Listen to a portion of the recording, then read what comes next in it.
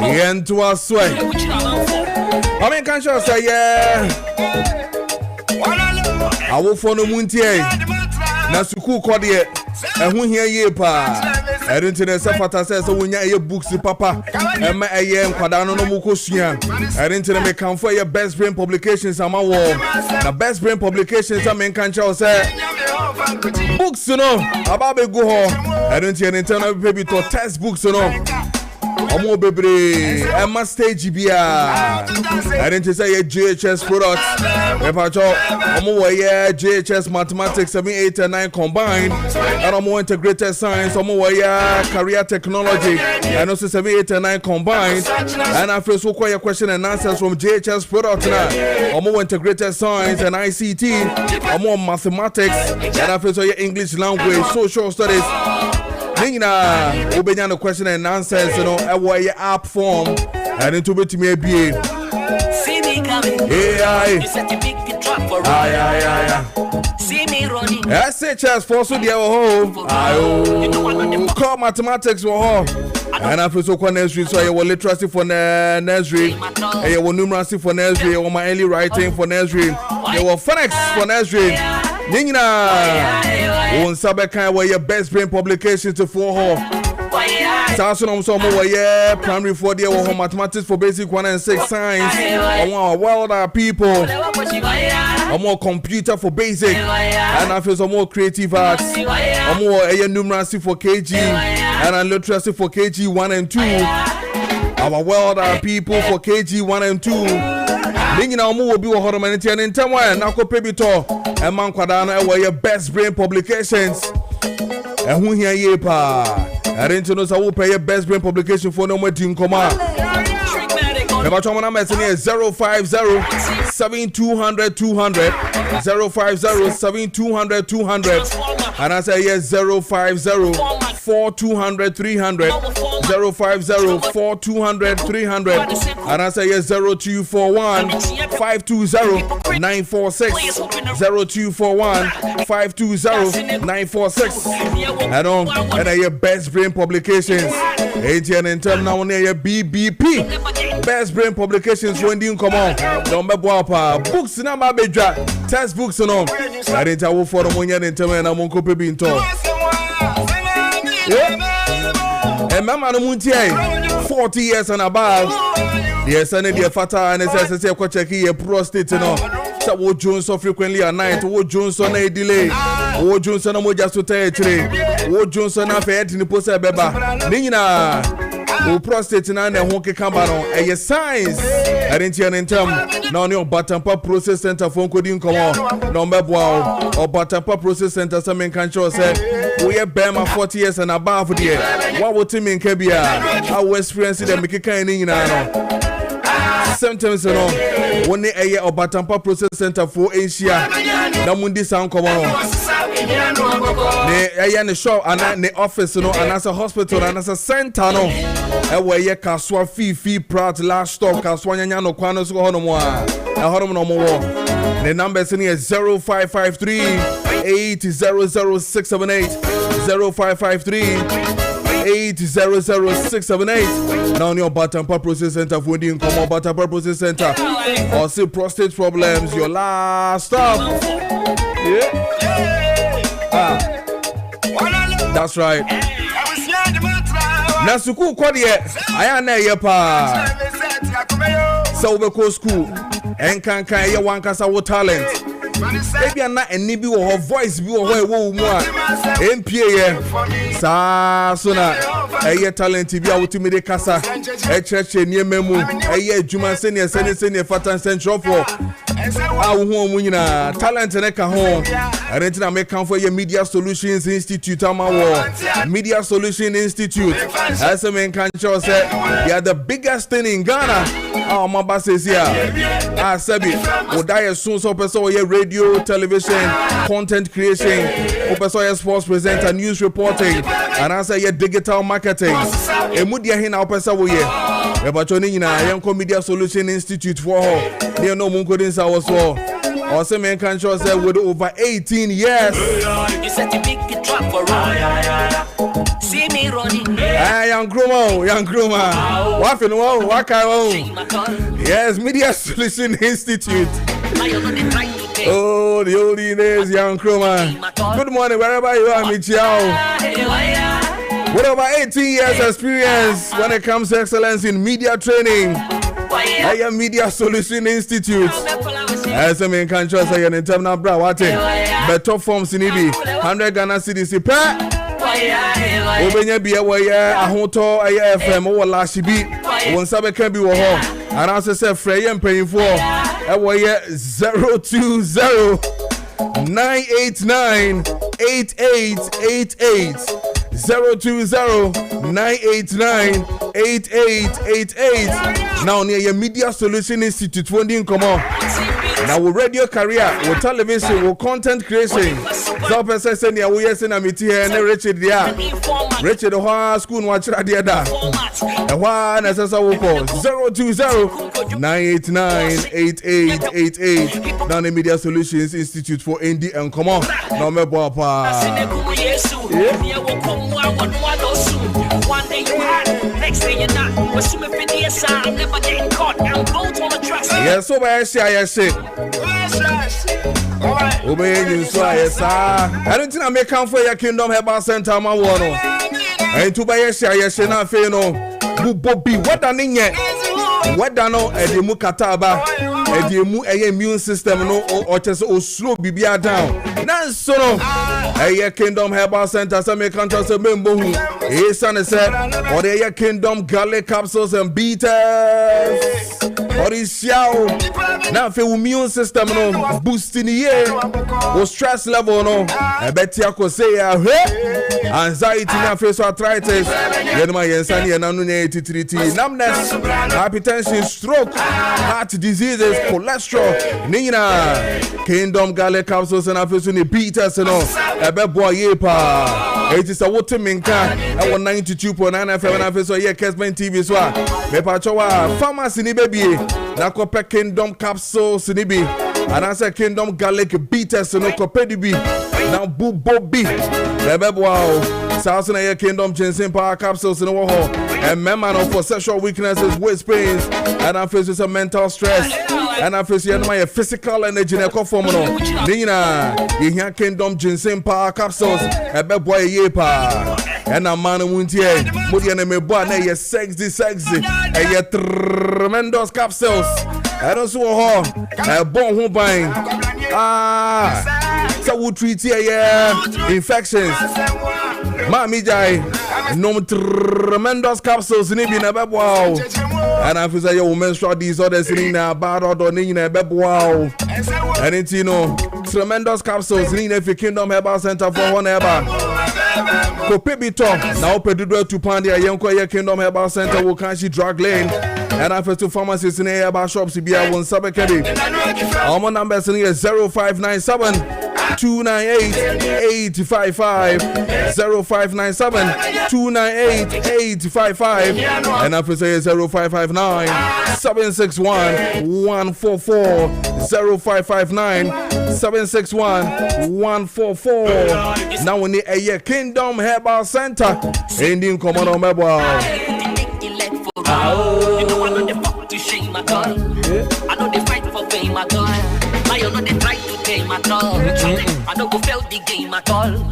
And it's 7:48 in the studios of Kessben 92.9 FM. Bidim area mansan song for Kojo Preko Dankwah. Ya transit to 9:45 near the Jumedini na abewi Kessben Maakye and I watch me e Kessben TV so I'm watching mo akwaba menu we video no emfi eye Kessben TV so saso and I watch mo DSTV channel 364 and then on Go TV channel 121. Me that say so there to eye with DSTV channel no and as say you Go TV channel no me that say yepa. Saso na watch me we Facebook eye Kessben 92.9 FM Accra. Kessben 92.9 FM Accra. Once I ever come e wo Facebook. Also no for comment no be bia brade. Hear me pa. And I say we be like page no be share na Facebook comment. Now commenting na make kan ni na so amawo. And it may train the other baba to a Facebook 92.9 FM Accra making kind of so ama and then or text message in a Facebook or WhatsApp message in a patofani nabra making kind of so a wofia hanom ama and then to me train ye pa saso and I'll tell me come on 92.9 FM 92.9 FM but I say menu we feeding no so MFA 92.9 FM Kessben Accra you was circle ye ne a teleso office in a adjacent a circle traffic light nasi honoma as that Twin Towers tall building no yellow and blue building no honum and I call it the glass and into menko baby be your fourth floor honum and your wall young corner femini a Dr. Isiama ND and come from C4C liver specialist hospital Dr. Isiama a doctor Danny day you know on etna na fi ochre de ko and the but when it comes to your health issues and no and the no could do come doc me watch mo akwaba ba a Kessben 92.9 FM so na fi so Kessben TV so bibi aboko there Oba de adaro ma menia megidi se wo so ahoden wo ho na mimpo mu so eye pa na mgidi se wo so odi ene ye na de da menim sesia ne se mebe na anope ya 6 o'clock sheshe na eya branti bi e ka che me se adan na aya weda ne sesa na manfo taste eso asesa na okase eneminya se na weda ya ye minya wache shishishi bi ni moko shishishi bi a obi so se o minya ye life subi pa na menya fufu bi atumu a prekesen kwan nke be kopa ne weda ne be fa pa obi so se o ekomo ndeme asa me hu nhyeda nya meyi me hu yam no fe me de ekomo nhyeda ndeme sa esan se weda no de aye ni ntia beyond say weda we ene de aka nyina e bia be ma o cold de be ma o cough ene de aka nyina no aya na weda no so tumi kire aduane anipa bedi ana Well, but I see, I know pay you bet loyal listeners in any adoma. Said that's now joining I am more quaba. No question I will be decided here. A very important question. This answer. Ye crano to the be out to say Rihanna Bobby Breakra. Na ofele say open in Subia a chilled. Bibia you free at Chino. Dog. Yes. Dog, that's when you move your foul.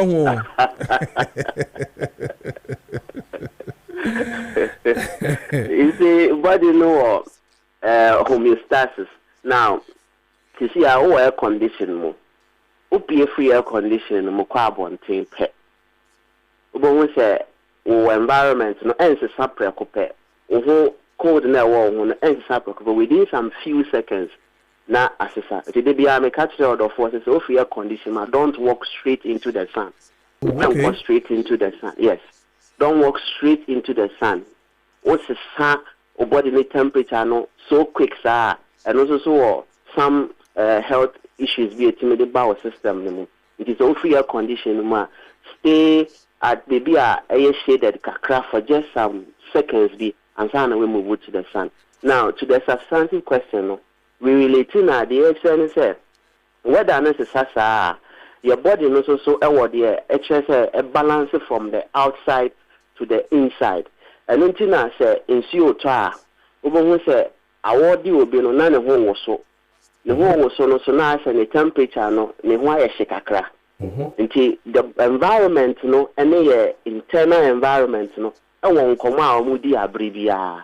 In this internal environment, the external no enhia na we yare. In this a kopasa aduane a external environment no say whether na you could say no you are feeling so relaxed. You are no more you are feeling so relaxed. Until one ya na a komu krampo no endo because you are feeling so relaxed. Until whether you could say kakra ko mu krampo nsuo no all these things. Very good. I say, the environment, no external, internal environment. No mudin koma ribia.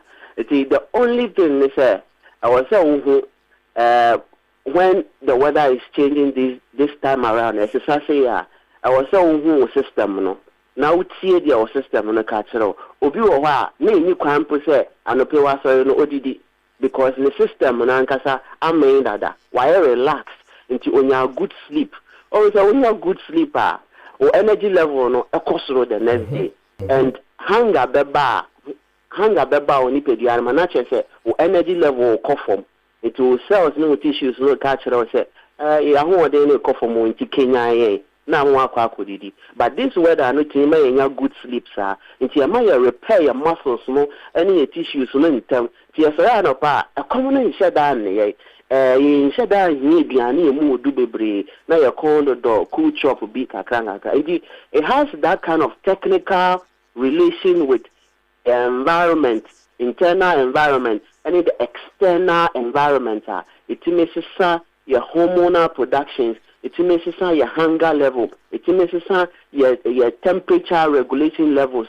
And also to make offer that kind of cravings, and even the way preference, it me what that kind of technical implications are. It me deba nipediano.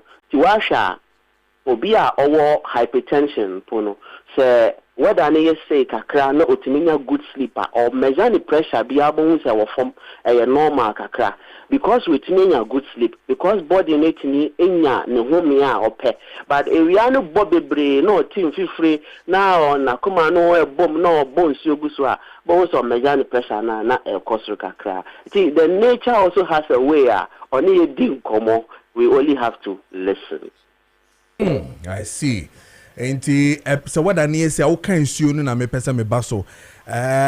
Well still down no yensu say necessary no musu because no komo unya any feeling be as obenyu no musu say necessary kan no musu no. Do we still have to take water as needed na? Yo. Bebacho debia ya kase. And try man so common there was one musu. Okay. Yes. And claimants so common the ones one monsieur. Or car na wo use no. You do baby na gauge. Always a fool no bafoma. Me pacho ya train ma and kokra and zani akwa top up. E conform na ni who say gauge ni conform ti top up. Nti any kwa say wo train e man suo dodo na wo body le mo no. Akofom na wo minimal answer one monsieur. I was saying, making sure say at least every hour biano ensure ka krebi be call body no me pa cha me say ensure ka krebi and ka krebi ni a relative in this case nti matchrim say disposable cup and ketwa ni bia at least sa quantity of water no call body no every hour a boa digestive system a boa circulatory system a boa blood no a boa brain no a boa muscles no a boa no na sa wo twen sense yo common de ni ansama no munsu a de ya wo ye bebre ne say onum bebre at once and e pa cha onum munsu bebre at once na obi two bottle no so 75 ml no two so a no de abona no na wanum ni obetu no na se akaba ye quarter e pa cha ye no munsu sa so yo obi a wo ye ni pa kese na wo no munsu sa na o pese o so ti a e be ye den so ntumente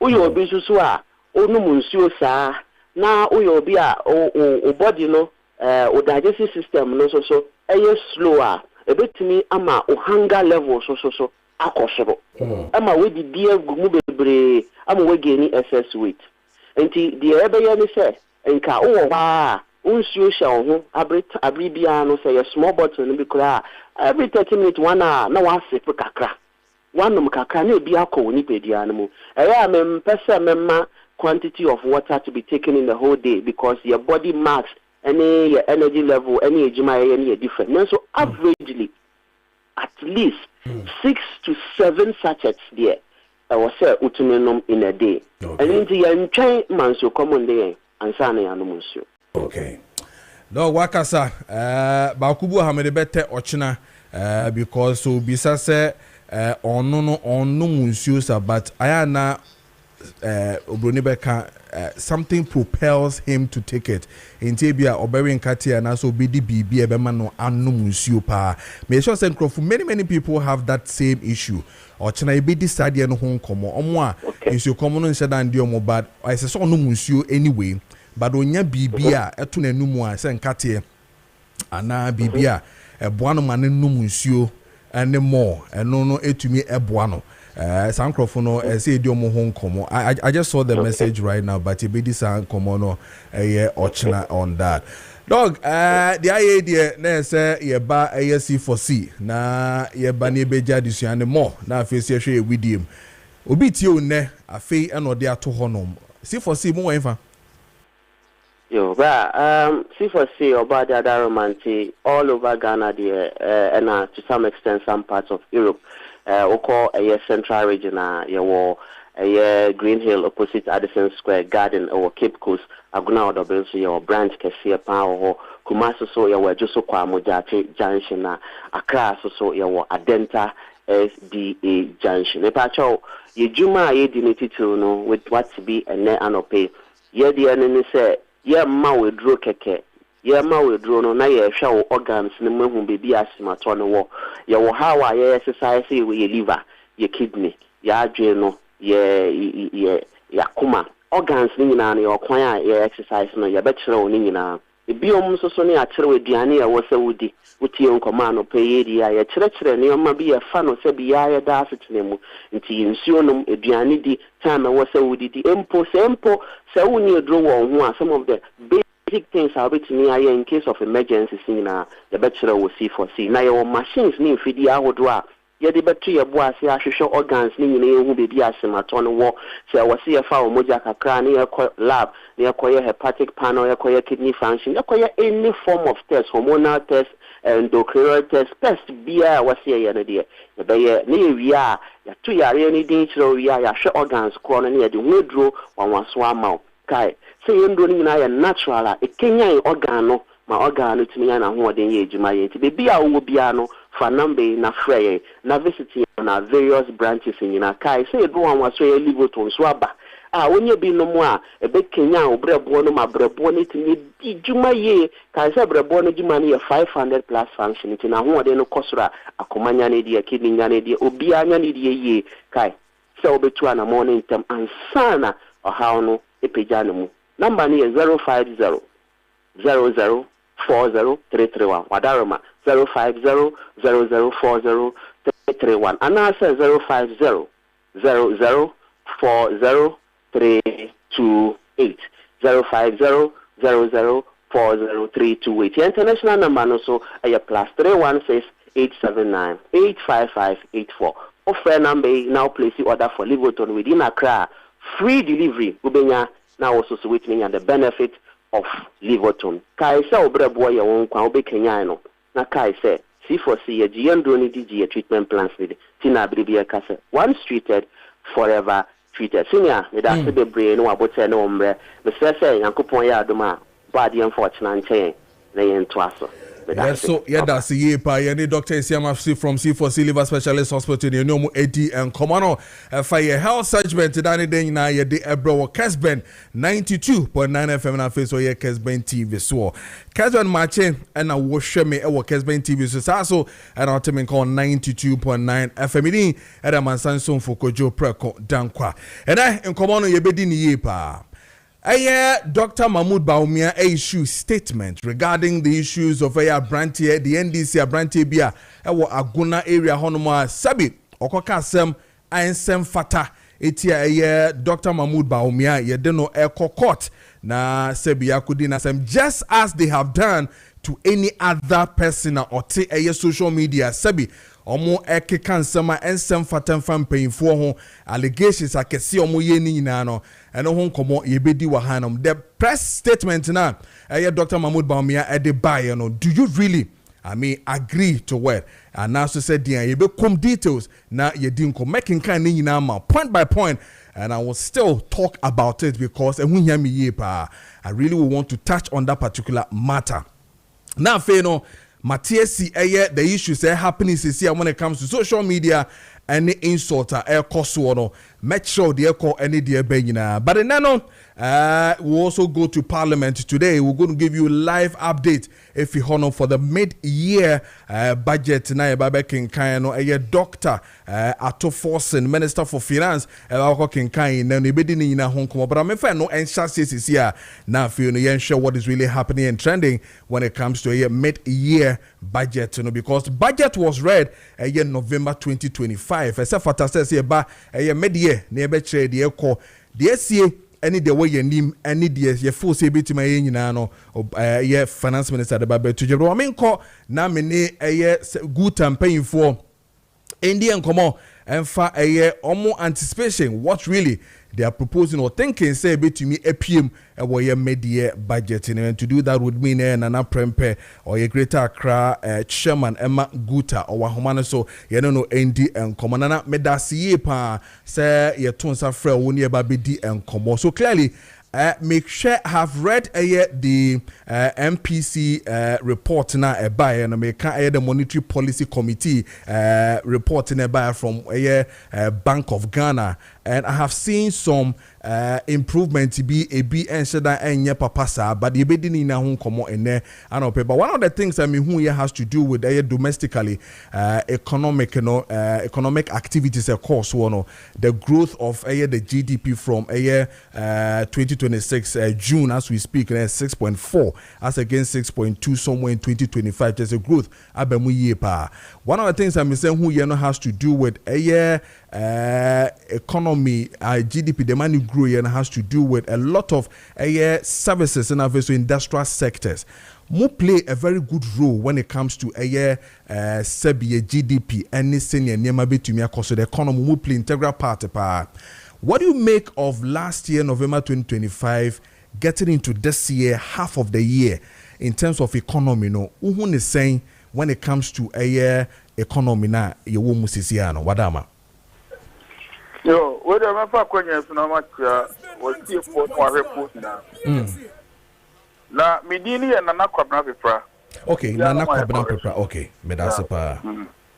Yo, now my can say, I'm so far, no, so not bad. Okay, so that is the word I will use. And yet bad, sir. Yeah, say, I buy, you know, we're making some gains. Be I'm on mine. Ebini say because what we are stabilizing the currency into no ama niama bi say inflation and afei so lending and credit say above from kakra interest rate on credit no and also above from pa so na eno na chi no on say ehwe mu a aban na say aban fu dada no kura no wo no omu nyina kire no omu nyina kasetia taxes bia e war system no na sa taxes no omu nyina emma promises say omu be ye hu bibi emso abai bai e friend say sa mobile money no tax na e dida so no de we ye free or na face best tax so o yi free ho. But so far, no, yeah, to me, say still are no taxes, no, on a nearma, so a wasro, and no can't be, and Emma, a nearma crown, a bono, intimate ma phone ye, senka taxes, and I know casu be in, yeah, a bema nearma bo abafom, and no so bema, sales a costo, sales in a costro, who said. Since the cost no, yenya VAT no, value added tax no so free 6 so at the man by 1. And at the same time no, a ma traders so income no a cost so until omutia taxes on their income so more. Until in a nutshell no, no ufu say taxes no year free ha, but we na say boost to a trade no, na ma sales the cost so. Ebema was saying on the other side. I no, a positive. When you are so say them is enti no boa. Enti if we say 100 day, em say omunya hwe ho. Na me ye hwe omu promises so omu kan na. On say women banking. And also no omu aka ho asem. ye say as at now no enema omo de agu akwan mu ba bi omadru ne ba bi a moving on no ombere na sa ni suade hunu no ana so that dream no atimi abam say ye no free order so say enam sa civilization of the city no ne in fact no ya na ye kakra enintina so wa Dr. Baumia kra no use that phrase no e dey can say ufu say our economy is very good exchange rate no e be exposed and this say na tie dia say exchange rate no so no etimi stabilize ya e manioma bebre so e dana kwam ebi ni inflation because on say traders say etimi plan say oh me ko fa niam ba me ko na me sisa me sika na me kra niam no na take 3 months kra import cycle no na ebedi 3 months na niam na ba na me ton no bi abese about 2 months na me san ko bio na sell as carry jadi gina un say oye projection se bia ode margins gu yi ne sales so kra na o he ni yi mi so ni say cd na stabilize onye nwie na fe o tina boko ko duru ono na dollar no ekosoro ana say cd na ho de na ba fom it is why enu ntina ama abu inflation pa ama inflation kofom and because of that intino ama Bank of Ghana policy rate and also ba fom because policy rate na Bank of Ghana o keep no high nyina na aye push factor no ode curtailing inflation it is a city no stabilize that's the Bank of Ghana so ema the interest rate no ba fom and the policy rate no ba fom a afi bo say na cycle no afi run positively because you see ye nyina hu say inflation aba fom inflation sane na esitie as at now kra na last month no mu na ade ne pija ne mu kakra na say 5 point something 5.3 aha so I'm saying esitie enti was positive side enti but the can say still taxes no was so na won say ye what trade policies be brave wo ho a no aban the bar enya dia add cost to trading. 2 enya dia MPD on trading. Me ka say bibi MPD on something na je say e di akwanya bia na akwansidie bi e ba de kro na ye nya sa na je it is say aban the trade policies e be ba e betimi enhance trading na eno so boa so e boa e ma eniema nyina koso na at the end of the day no say e basa na e ma purchasing power no ye memi no mienu ye final consumer no because bibi ye bia yan so na gina say en system no e kwase de enkra na say ye ni sa sika na ye de kwakoto niema na niema ni go ne ye nto asane won say traders ye complain kakra say ade tokofo nti say no so e basa in a way no ya na emma eniema enko sani eseko but in that say no the ere can say enye so bad eniema ni biwa indicators ni biwa ye positive the can say aban se bibi wo ho a ofu say oh yeah ebetimi correct niema onye na move on no taxes no on because one say na make catch say government policies bi wo ho a or the bar ubo say ma me hanse the easiness or the fastness of trading. Name on my bar na I be increase taxes. Yeah, increase taxes by those a year Republican AI by a year. I'm taxes across. Okay. Because values na dey ban no e was so. So and one say no yet me go jina ba bi an kasa buy increase taxes so. But the policies now we introduce no I'm taxes across automatically. And these are some of the things that it's a brand share because at the end of the day, say obia a pricing as a trader, me pricing, me cost, me margin, and a taxes, and I me pricing. And I mean, say no, say any say yeah for do you are near man send them si koto no, and your man send me 2 hours so. any ABR transportation cost what any man ho. And no me come home me dey yard dey bo. So, and this is any man Saba wo chefa bi wo mu na so wanye ni ya. Na automatically no, ebe ma ni ma ne bo akosoro. Eni ma ne bo so kosoro inflation be kosoro. Afro mo say na other indicators na o mu nyina derive their strength from inflation no mu na dia. Na eno so dey. Na pagya no mu. Na fe sign era na e ko yeki. Enti ye be say policies bi o ha ban dey ba. Ya na wontie trade leaders no so yeso ye views kakra. Na ye hu say say wo de ma wa ha won sabeka wa ha na emom say wo je wa ha aha soso no je say yeso ahotre e de ahotre beba ama nipa yi bibi say won say na mi dire no na ye balance ni e ma na economy ni move on successful for us. Okay. And one wakan because I was even checking a year, for instance, the policy rate in our Kanwa 7 is now 14%, and our inflation number be do a year 5.3 as of June. I can say initially now, and then about a 3 point something percent. I think 3.7, and as you see about a year 5.3. One reason on mine has to do with the year sebi Diane a year a honky kahon and my inflation no to me a cost rosa. But so what can a year taxes in one semwa? I am now.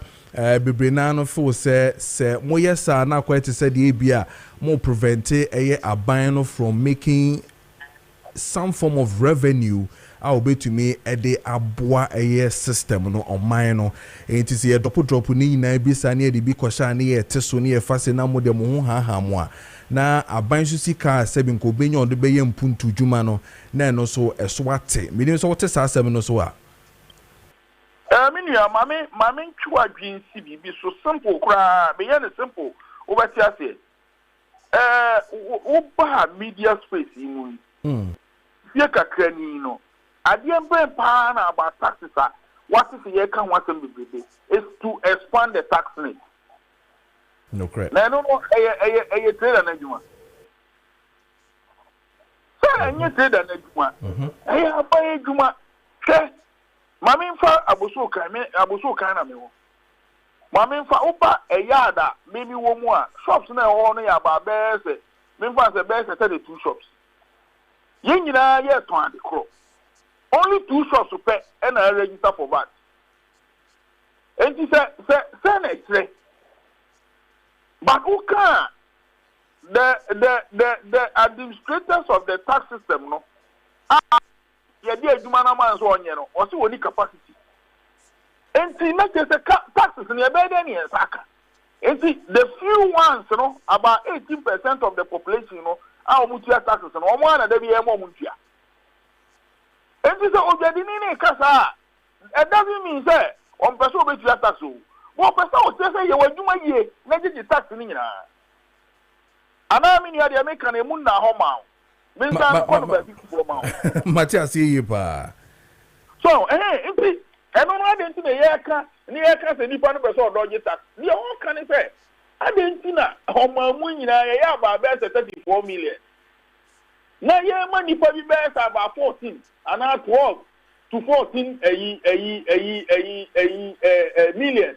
And a tax, no more market in I didn't get tax in the and you're the papa. And you're the papa. But I don't know. But I'm sure say we have made so many suggestions. Me on my own, you know. Maybe quite you're not class man I make can say. Like how far it could be like Guta. Now Guta we have about 38 sector associations in Greater Accra. All of them are under Guta. They all have leadership. We all coordinate among ourselves. Argentina, GRA, Nisikana or GNO. On Timin can say, Yebema Guta about 0.001. Oh, maybe Americo. Yaka Krabi. Nemo ye taxing Guta say. Guta, and now ye get the 4 or then I get the 4. Or indicate 2 or more. Now all into the taxnet. Now obi enche bibi kakra. Ubi ze good anti me. Yeah, wait to me. Because with the traders, Na se be bia kwa no we feel proud to say one so eto no otua bibi kakra. But the bia if you are going to throw our hands in despair, me can say, oh, you need capacity no, Into some new fewer people na no, omo ngi to a. Obi say babwa. You know, oh, the narrative is that always no nipa 18% na etua to no. Eno mom na enhance the way almost timitua. Now mom to expand the net to cover all the other you need my Is that the way we want it? I don't see a patrol boy thing. My member example be. Who say Yeniama na ye krano? So Kraniama under normal circumstances. Who Kraniama a free a brochure bar. Especially Bibi to say a spare part say, you know, a war import duty of 12%. And on a bind the action. Who say from another time or ye import duty in free. Yeah. Between there, a buying fund to so it is up to 12%. No, they may come, they can't, they ask them because I want to hear me feel. It is 12%, you know.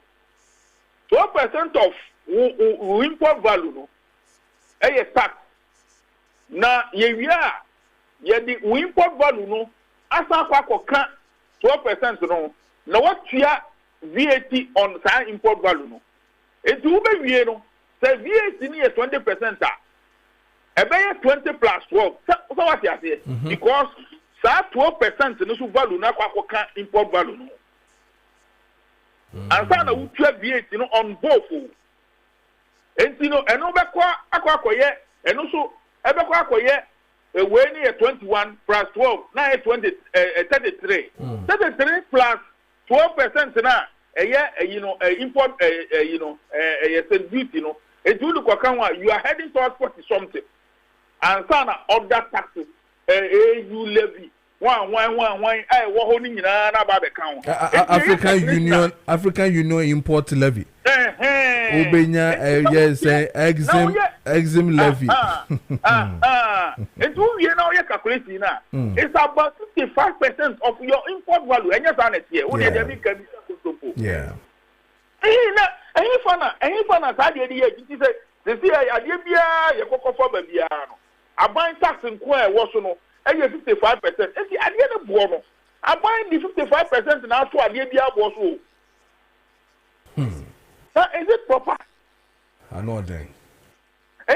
But if we are able to expand the tax net, nothing will do taxes now. Who's the Kagana will be a better place to live in? Yeah. And what? Meanwhile, my brother. Meanwhile, all what we are saying is that young perform on Yajuma. We should employ people and give them targets and give them area to cover. Invest if when you make me a brown MBA, offices, local offices. I don't know about and grade better 10 to 12. I cover area, Santa Maria. I will see one cover. They come to you, Kakabia, Uchebia, the crowd by foot. Oh, we should be more innovative rather than to throw our hands in dispersal. Okay. Other than that, this country cannot move because we can never burden the few 18%. We can never do that. And that is what we are doing. Okay. And now someone make an opening, if it doesn't make sense, it didn't come up. Oh, it does. I mean, it does. It really makes sense to all of us. And I wish to say, Omutie and analysis now. These are brilliant, and especially coming from more hand-on, more at the end season. You say be out to baby now to office. I mean, we need to so we can understand. Let me give you another scenario. Yes, let me fancy. Now, you see, BB or what? I'm buying any free. Yeah. They said create a SHS. Yes. And now say ABR, free ABR. You see, a Michael will cry any free. There should be a condition. The condition is that, sir, who person who enjoys our free in Libya. as a what VAT receipt. What are there? What you have to ama buying to some value that it qualifies you to be part of this free man. I don't bet me crab what I might also take compliance. And see, I don't many people who are and you may not force to cross them in the VAT in man or not a bit demanding. So that over qualify be. Over qualify for free, you know. Now, matter, you try to a free. And now free, no, you are buying condo, some even a free women and scanning ban or the free. It's our taxes. So let's commit the people. Say, once I know enjoy free, you know. And they say, Utimiya, every quarterly biano, Utimi value beer, also what idea, what share tax be, VAT, and I be ama buying. Before you can qualify for the free. Nana wakasapa, me ma won kasa enkwechi kra. I mean, even if you check here, malls here ye kwe kra na, me mpese me bobo ba shopping malls here kwe ya. Almost all kra for you to benefit from a certain percentage, you know. Omo ma wo eka se ebia wo to enema kudu ebia 2,000 and 1,500 yetimi ma credit card bia oba oto bibia yeteso enti no obi o qualify bia no se me kwa koto enema ebia be 3,000 but e be slash amana ba 2,000 listen say wa qualify to that you know but had any dey wo kan no me no we adwene pa obi a wholesale sa na your corners and it's not good. Free, no. Free, no. Yeah. Free, the same 18% if we are. Wakasa. Nana wakasa pa. You better say pa so ni edin komo. Midiri SS owie ene anope kosi ewia. Nyame ya adom na de patchin ye be samba ni abedi nkomo na afia hwe se ene me bi ode toto ho no so no ebe boa anaso se emboa wadama ye ba bedi nkomo pa yo mesme da wase nyame sha wo so ye ne eye nana kwabna prempe or ye greater crack chairman ema guta ni no edi nkomo no brilliant analysis coming from him to assume ye pa like I said you know in front of me I have seen too many things across end of June mebo boso amount as and when opportunity no will be on no mebo boni nyina so because me share meeting and as a highlighter Ghana from saying Bank of Ghana they ababe to journal to say yes and niema ebi wo ho touch mark ebi wo ho so they need to look into it very well mebo boni nyina so amount ne and pay e wa hanum 26 minutes past hour of 8 a.m. I mean, can't you say, yeah, Jumeko be pe cleaners, and you know, so whoop so we cleaner pardia.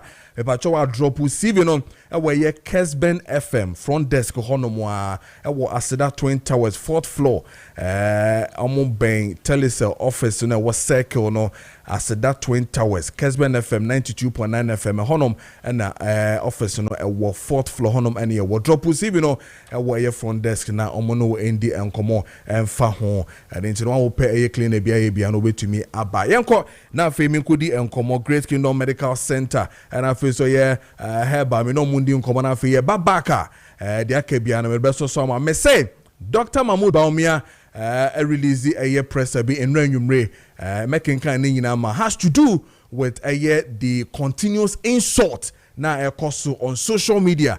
And in the keka win on my yet show muninano. Yet Bakuna so did Dr. Baumia atemwa. There's a press release coming from his office saying he's a Yinjano. His son is a no and a report bia in the name of no Dr. Baumia and Kocha Brantiano. Yinyano, non in the Bushian for Enkodidi.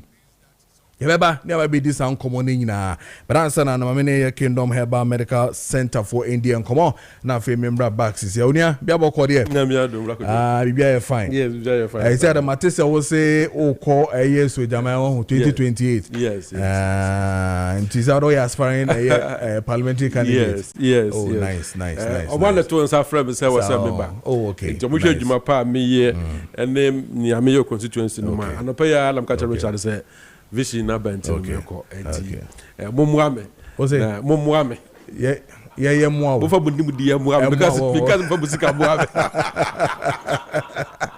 Yeah, Enti okay, kingdom for. Yeah, veterans dey do when ko dey veterans na. Ya ti ase. Dey kwa say to no man na yetimi dia. Ya ti ase.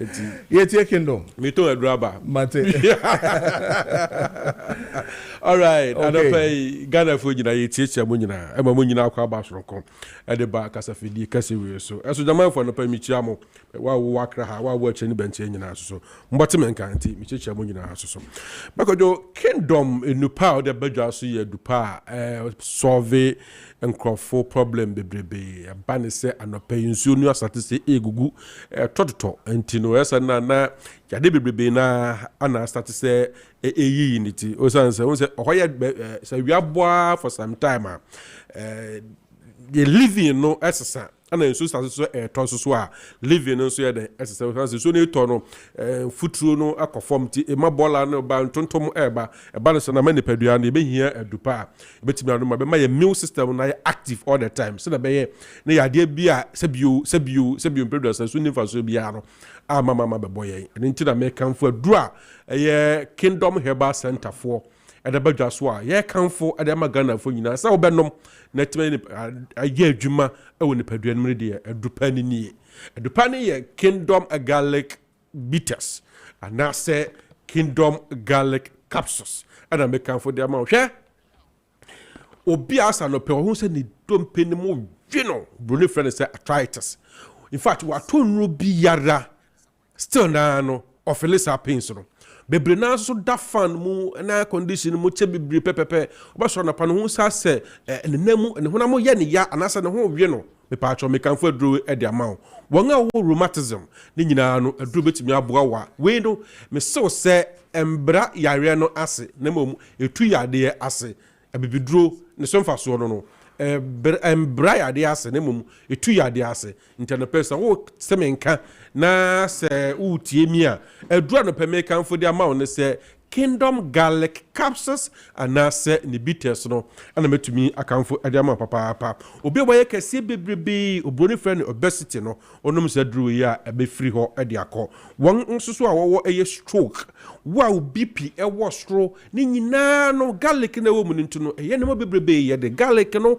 ye de ahabama ye de dutan ne herbs different ones and the that's mu a nei ye no mu a boy pa nti da me bubo so nyina no no embra na se nemom ebetu ase e de am papa asa na pasa so wo bo wa won asa se uti bi pai yo se wo bo wa ana uti pai yo ana se wo sa se woni achi e dudu woni so sam bi twa wo se hwim wa se waye boho bi a Kingdom Garlic Capsules and I send the bitters no and I make for Edama Papa. Ya no was no say Udru pharmacy ho and as a license chemical shop wa moto adro no. Ya wo to men tom you no we emfa mom patro yenton sa.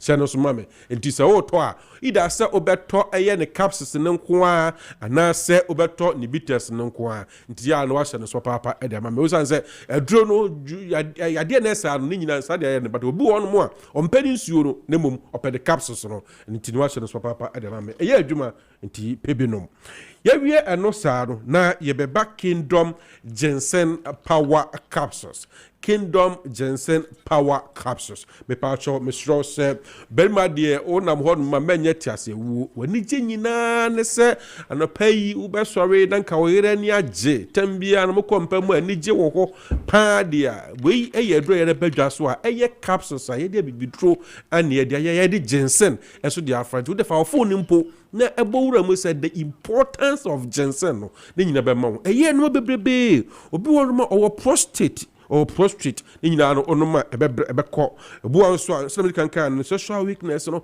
aman an say enko yiye kura no ni nyina ebeyire nyina edafi ho no mo wo so omo wo koko broni friend say pass ni nyina ebetu afiri ho ebio wo west problem ekuro ewo wo system nti na man an say ama unya problem pa wo kakrebe na sisi ya wo ya me pass chow say Kingdom Ginseng Power Capsules no ene bedi akagidam papa nti pebenom mema ye fine ama wo testia so wo transi bebre be ojuma wo ye ne e adwuma den ta matam bia wunya problem e wo sisi a Kingdom Ginseng Power Capsules ana be boa pa cho e ye ntrim adwuma papa ntrim bia ro mu block a amenne enije enefie no ma me papa me kan fa ma say nom na we ye me duru a e be yiso ha no nyina e de afiri ho no mo numbers no and a good TV no so no na emo mu amutie radio no mo pe ye du pe ye bedwa isu bi ato a ya no afa telephone number 0559 761 144 0559 761 144 and I say 0502 036 200 0502 036 200 ofreya yendu pe nyina no yebenya bi ama anase ba bia ebi obi a betuma chro na okope bi ato na toso miensa me kanfo di ama no eye medro ayede badwa so medro so de ya na ye man bebre na se yenkoto ointment bi ne fa sawa ntem fa ko a for some time be 5 minutes no aso akwa dware ni nyina no enye ne mom ne obedno mu ebe boa wa yede badwa so a bi agya to ma woto eye tremendous capsules boa me manu a umbu onsa ensisi suye is supposed to be 2 to 7 days but umbu onsa 3 days na netwa anase umbu onsa no so a wotese wa asewo umbu onsa wotese asenka bi edi akire umbu onsa se busumu umbu no on the 20th a next month na ba 10th next month na ba 5th ni nyina ne ye problem for the menstrual cycle ni nyina ne ye problem ti ensisi suye a me pa cho me so say tremendous capsules ana me kan for edi amount or baby until there or baby over infections in fact infections wo ho bebrea ya woni be mehia ensu na wo se ko ho na etibiko for me nyinsen no o say infections na woni ntino na ni nyina so sansa return back ma me can farm o set tremendous capsules and be boa e mo hot papa na eyedu pass so a obi age tumu a ya age licenses a ya bo hu dawuro se wo de onomo a any side effect bia nti ya no ape bi anomo baby o hwehwe wo utumi say heat e wo ase nyina no tremendous capsules e be yin nyina e de afiri hodomo e de amam tano pay enduo roi ana me de abadwa so a ya bo hu dawuro se pebinom ya fat ya yen is such a way say obi biara o tiasase so nyina no obenya ya dupa ne bia anom nti obi won ma somebody can Kingdom Ginseng Power Capsules no and as the bitters no ye ma general well-being product nti no de obi entimenom wo a wo entimenom na obi a onyem and as obi o makwala nufuo ado de obehu doctor ansa na wanom apart from that de obi bia entimenom na bio so ye endupa we so no nombi ebeboa bra ye wie no na hospital no so wo no ma ye to nsa from say and no so ye Great Kingdom Medical Hospital oba ya de bia yesa and ti say ye stroke na tete wo diabetes in fact me tim boy ya de so because a general hospital ye general OPD services ni na bi e ho ye was session ye da bibidro ese yade ho no mo ana esan so another session so a ye de abrofunduro so ese yade ho ye wo VIP and ye VVIP nti obi won mo ba open nko anu a ne de wakwa she ho no mo sa nti general hospital so ye to nsa afro bibia se bra Akuapem Ekropon oho na hospital ewo Akuapem Ekropon meche Eastern region na no oho ana hospital ewo ni nyina no Norway ene ye hospital nsem bia no pese wo ginchire mu a ya no afa telephone number 0559 761 144 0559 761 144 and I said 0502 036 200 0502 036 200 open bebre ato a oba ya Kingdom Herbal Center o kan she drug lane bebre na bi wo hono na se be bi etu aduro license chemical shop bia pharmacy bia no bra obenya yo no pay bi hono okay yes so yeah that's ye pa ye ne Great Kingdom Medical Center and Office Hospital and you know mo edi enkomo sesia no 8:37 is the time wo Kessben 92.9 FM and Office Kessben TV so and sana gentlemen that ziga ebeba no I just want to take 6 minutes, just 6 minutes of your time. Na yendi sankomo we two na fe yemra back sisia na ziga enfanto so MIN. So enra ene 23rd. So enra enumre ana mensa kan press release efi Dr. Baumia office Wednesday 22nd July 2026. Now, the headline was that Dr. Bawumia calls for the discontinuation of a prosecution undertaken in his name. Now, in some no kind, and I'm person me addresses this here. So clearly, my kind press statement, back to back, and I'm surprised, respectfully. Dr. Mahmoud Bawumia, I mean, we didn't say be a menine sound, but we need to make things clear. Sure. Press statement now releasing in Drano. I don't know whether I'm releasing ye. And now so say motinase edwene ho beye mienu miensa and 9 and some releases are press release na because the why no one day when you become a leader, a president of which you are asking Ghanaians to vote for you to become noir, this thing will follow you back to back. Press statement now we release no what the abano ebe how dache enye say bia me bodua anase bibi but ebe di wachi esane say if the system is having a cleanup,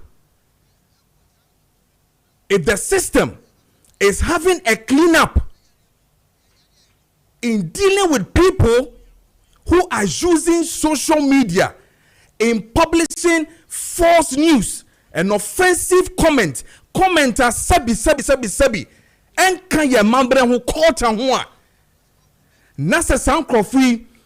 The system is trying so hard to solve the problem for Ghana Maya. Would you see yenjano? Who say yenjai sa brantiano? Nenya wo ena wo dinimu en ye de bechubi. Yeah? Dr. Bawumia and in the office. What people will think about it? The nipa bedwine ho a nipa betia sieno. Want to mean back and be chire mun chire nipa krono. What it means is that ufwa de ye no so. What it means is say ufwa se because fi sebi de tiene say u bon sem amankrofo asebio omo kan sem a ensem fata. And no na ufwa so that is what your press statement is agreeing to. You're careful. You're very careful. Because Maakye will statement, where you said, you Bawumia, you does not desire and will not endorse the arrest or prosecution of any Ghanaian in his name for speech. Dr. Bawumia, when you say for speech, what it means is that people can go anyhow. Obiabetimi akasabi is some phobia a speech. Therefore, it needs a day and second pakrono. And then you come back and come and dada who say wokrano you have been a subject of insult and falsehood throughout your public life. Really? So we should continue. Yantuaso na monfon diatem and yes is that what your press statement is calling for? Because we nanu be and a wakasa umukrano ye di watem deda and it ye di watem wa just say yeah yanfuaso. Is that what it means? Dr. Bawumia, respectfully, is that what it means? This is political suicidal. And I think that the earlier the better. So Obama eye won crofo atwi side we are sign or probably would have the foot for bebano ebe wow. Now dog, listen to this one. Yankwachini pakron is a waba be ye case. That is what you need to understand. We don't need anybody and I hear biasa or boka koye complain. Ayamra and the Juma in front of me is Electronic Communication Act 2008. Dr. Bawumia, that is what the authorities are using to deal with such a person. Hey, and you will be president 2028 there. When people rise up, no one started Kessben someone same fata. Would you have the effrontery to tell the people, say, Sadiana Nipane Kano, Sabi, Mayan Chenana, the mayhem, and our deba. Dog, huh? Minuba baby, once upon a time, near papa bi, the late Mr. Osei Yao Inketia, near friend of Dr. Senfofro. That was 2008.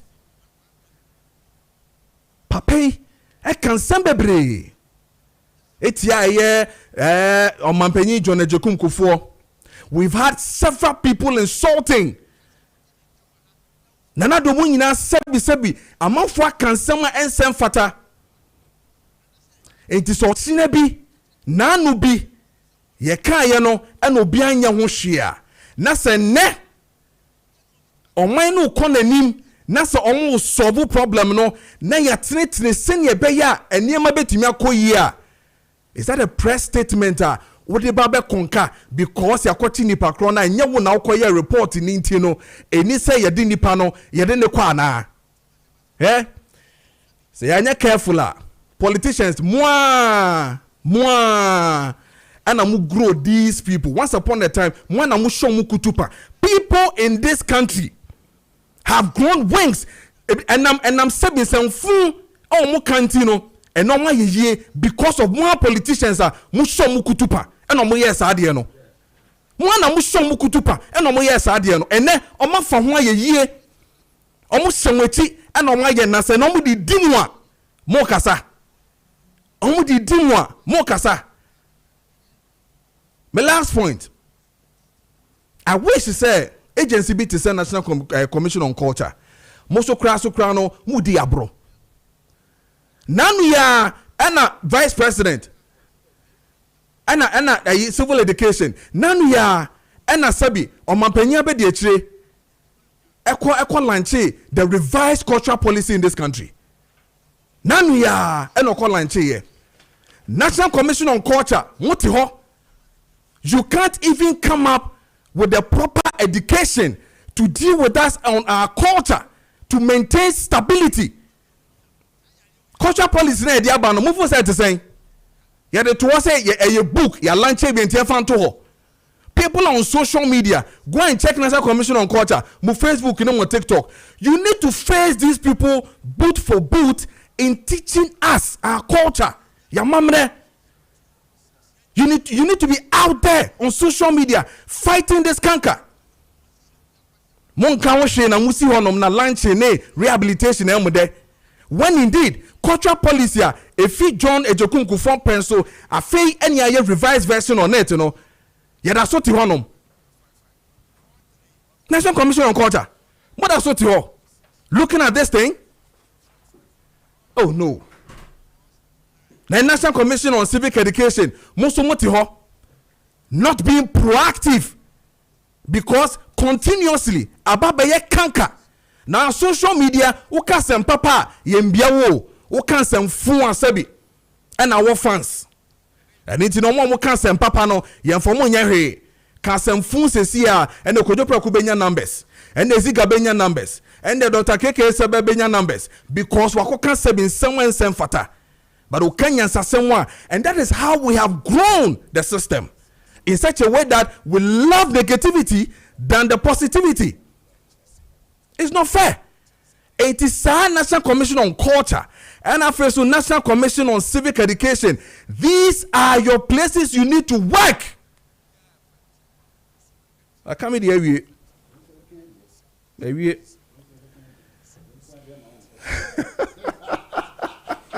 47 minutes past around 8. We ban a Nana Pimpon Ziga, I can't dear now lawyer Kessben Atina say we train homeboy. No so Atina say for the discussions in Ashisheso. Gentlemen Dental Clinic Limited. Yamwa ba e de ba Gentlemen Dental Clinic. Gentlemen Dental Clinic e asre ya e sin hodwuma. Komo ayebedi efa tooth replacement ho. Se osia tu na wose yebo foforo e de hye ho ma. Ni ahwe sunsu anso a se wosi tu no wan hye foforo a betimi e de abrɛw.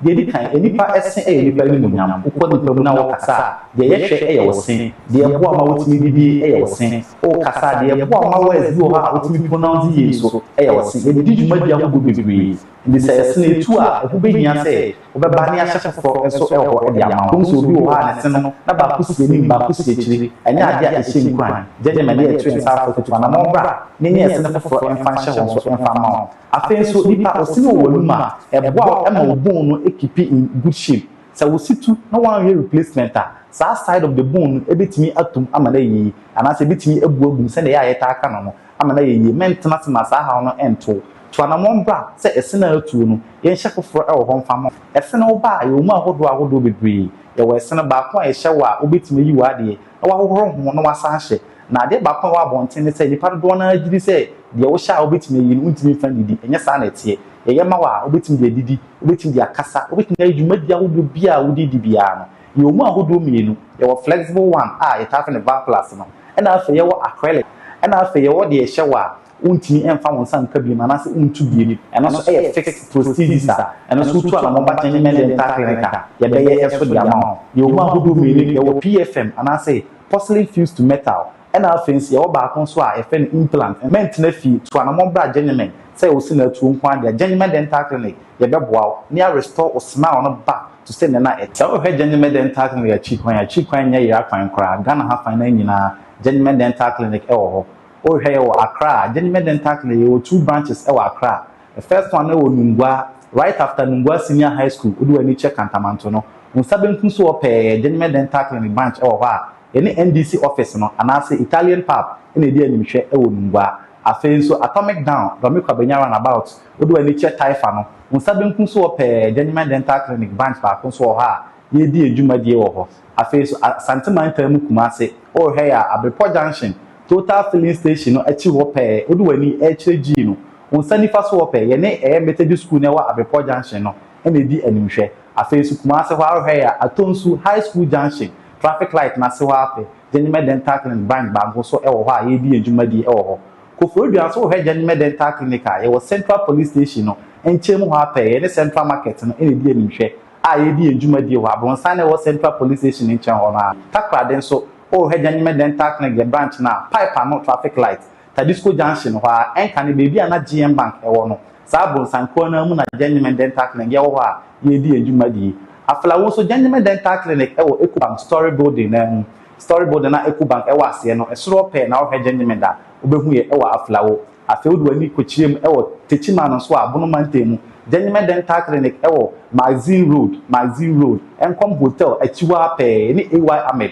ene di animhwe ewo techima afenso esire mantemu so yewo Tamale genuine dental clinic branch ewo Tamale Tishigu ye ni post office no ene di animhwe anase adjacent the MTN main office na ye di adwumadie ewo honom Ghana ha na nyina de genuine branches no afeti Ghana ha nyina utu anamon ba ye be hwew ne aboa na osewe na okasa so akoyi e di amaw se wo hwe TV na se a ye numbers ni egu ase no betima frɛ genuine dental clinic e wo sa homato for yi so 0549906588 ofra doctor ebeje wo so se inquiries no make ebeje wo so ne aboa na wo so sewe na okasa so akoyi di amaw genuine is time ye pa yankwana afia ni sika ndi enkomo ziga stake we pe na afia di enkomo se na mede kan no lawyer Kessben member of the MPP watena se na face honorable Nicholas Amankwa homeboy MP for Memphis East of the NDC as watena se na afia di enkomo ziga mamintio na afia yenko your name hey Mr. Punch yes well Punch I like the idea now what the cast as why are they honestly speaking it's so pen by point because we need to sanitize our airwaves. But you see, are you with me? Me too, pa. Dr. Baumia, Dr. Mahmoud Baumia, Dr. Baumia, and yes, or appreciating what the police is doing. Just by making you. Let's say appreciate what the police is doing. Dr. Baumia, I issued this statement only because of say one person will be what did do or not Dr. Baumiatem. You ba accuse that person. Ni are charging the dinner jail. But you also believe that this is sentence. I'm telling you. Apart from Dr. Baumia, that is what we think that it is settings. We need to we are setting this country. Settings. Listen, president does not order for arrest. You understand? President or that's the Kochubi, but he can call for your friend say investigation. Now, Abrati no ayachino. Abuajina ayachino. Charges mienu ene yede abon. Tiriyo 2 charges. 1, offensive conduct conducive and a publication of false news. Offensive conduct. The offensive conduct means that he insulted Dr. Mahmoud Bawumia. I have listened to the guy. I have watched the video. He insulted Dr. Mahmoud Bawumia. Now, before 2001, now he insulted president. It was an offense. In fact, it was an offense. Say a crime or whatever was an offense for insulting president. Section 183A of the Criminal Offences Act, Act 29, 1960. Now we insulted president and a crime over this country. It's you repealing the criminal libel law. I don't know who said no. Say ya striking way offer. And to me, the criminal libel law now ya peeling no ebe useless. And you repealing the section 183 of the Criminal Offences Act 29, 1960. Say, we insulted president. It is not a crime. It is not an offense. Yani ekoko yes alone. Jamaica what I say. But already section 63 of the Chieftaincy Act was a certain offenses against chiefs. Already see of that section one was insulting a chief is a crime. We insulted president, it is not a crime, and that's an offense. But we insulted chief, it is an offense according to the Chieftaincy Act. Jamaica what I say. Now, there's no law in this country where we insult to be a crime. Lawyer there's no law.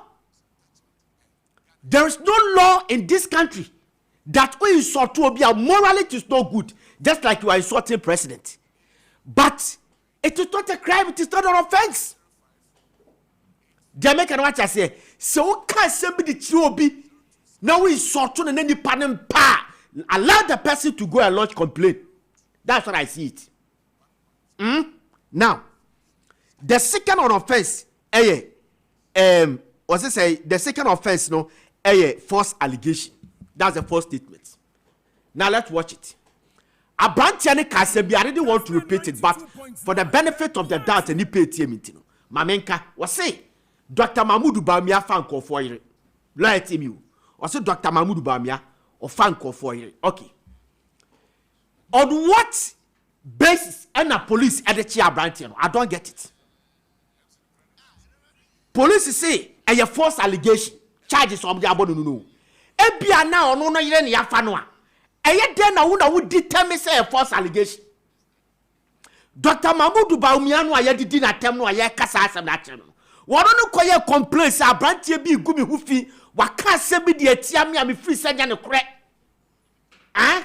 So on what basis the police will tell the whole Ghana say the abrantiane can wabwa a false allegation? I don't get it. Okay, so they are using the electronic communication. That's what I'm saying. That is what they are using. And when you look at it on the cyber security come act, which one hasn't come in? Listen, the communication, electronic communication that you are using abusive ways. You understand? You take the person to the court.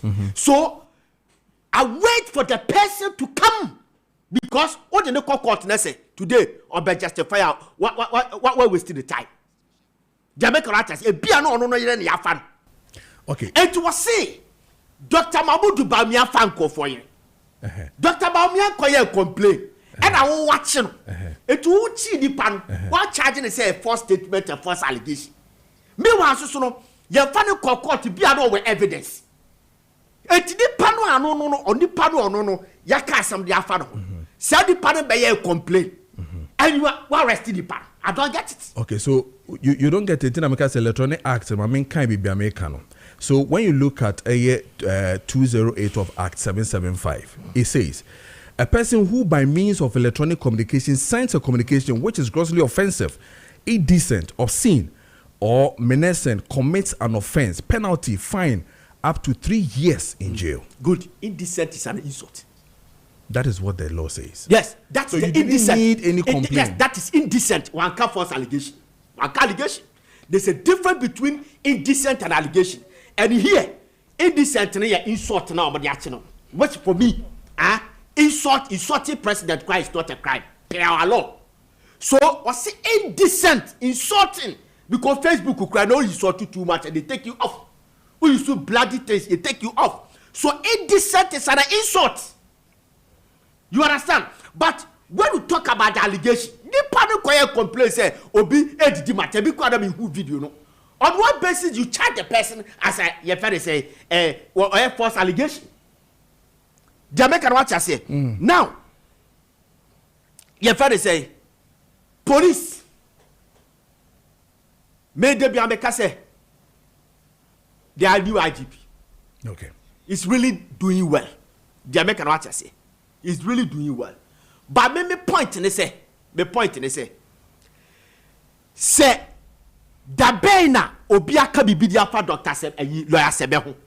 Na lawyer nkoye complain of police realize ye kwachi ni pa no. Obi aka sam dia afa me ho. Da bena Ghana ye share sa de na se. Se obi a make allegation e dia afa me ho. Me nkoye complain police aba ba chi ni pa no. Me ti ase. And if that is the case, Kevin Taylor insulted Nana Ochehene. He insulted the 2-4. He insulted a lot of people. Jamaican what I say. But this country, why did you arrest them on behalf of a 2-4 and your friend say Nana Ochehene? I did a man arresting him. Massa, what is happening? Boy na ya chenono. And you be a settings. And your settings to equalize Camila Al-Hassan jail. Okay. And your settings to equalize the people that battling the court case on the same situation. Okay. All right. That is what I see it. Because people have made wide allegations. If you talk about allegations, Kojo Banahina Kotra Angel FM say MPP for the accident Kogu play. Say Nkonya accident. That time you started to check for father no man.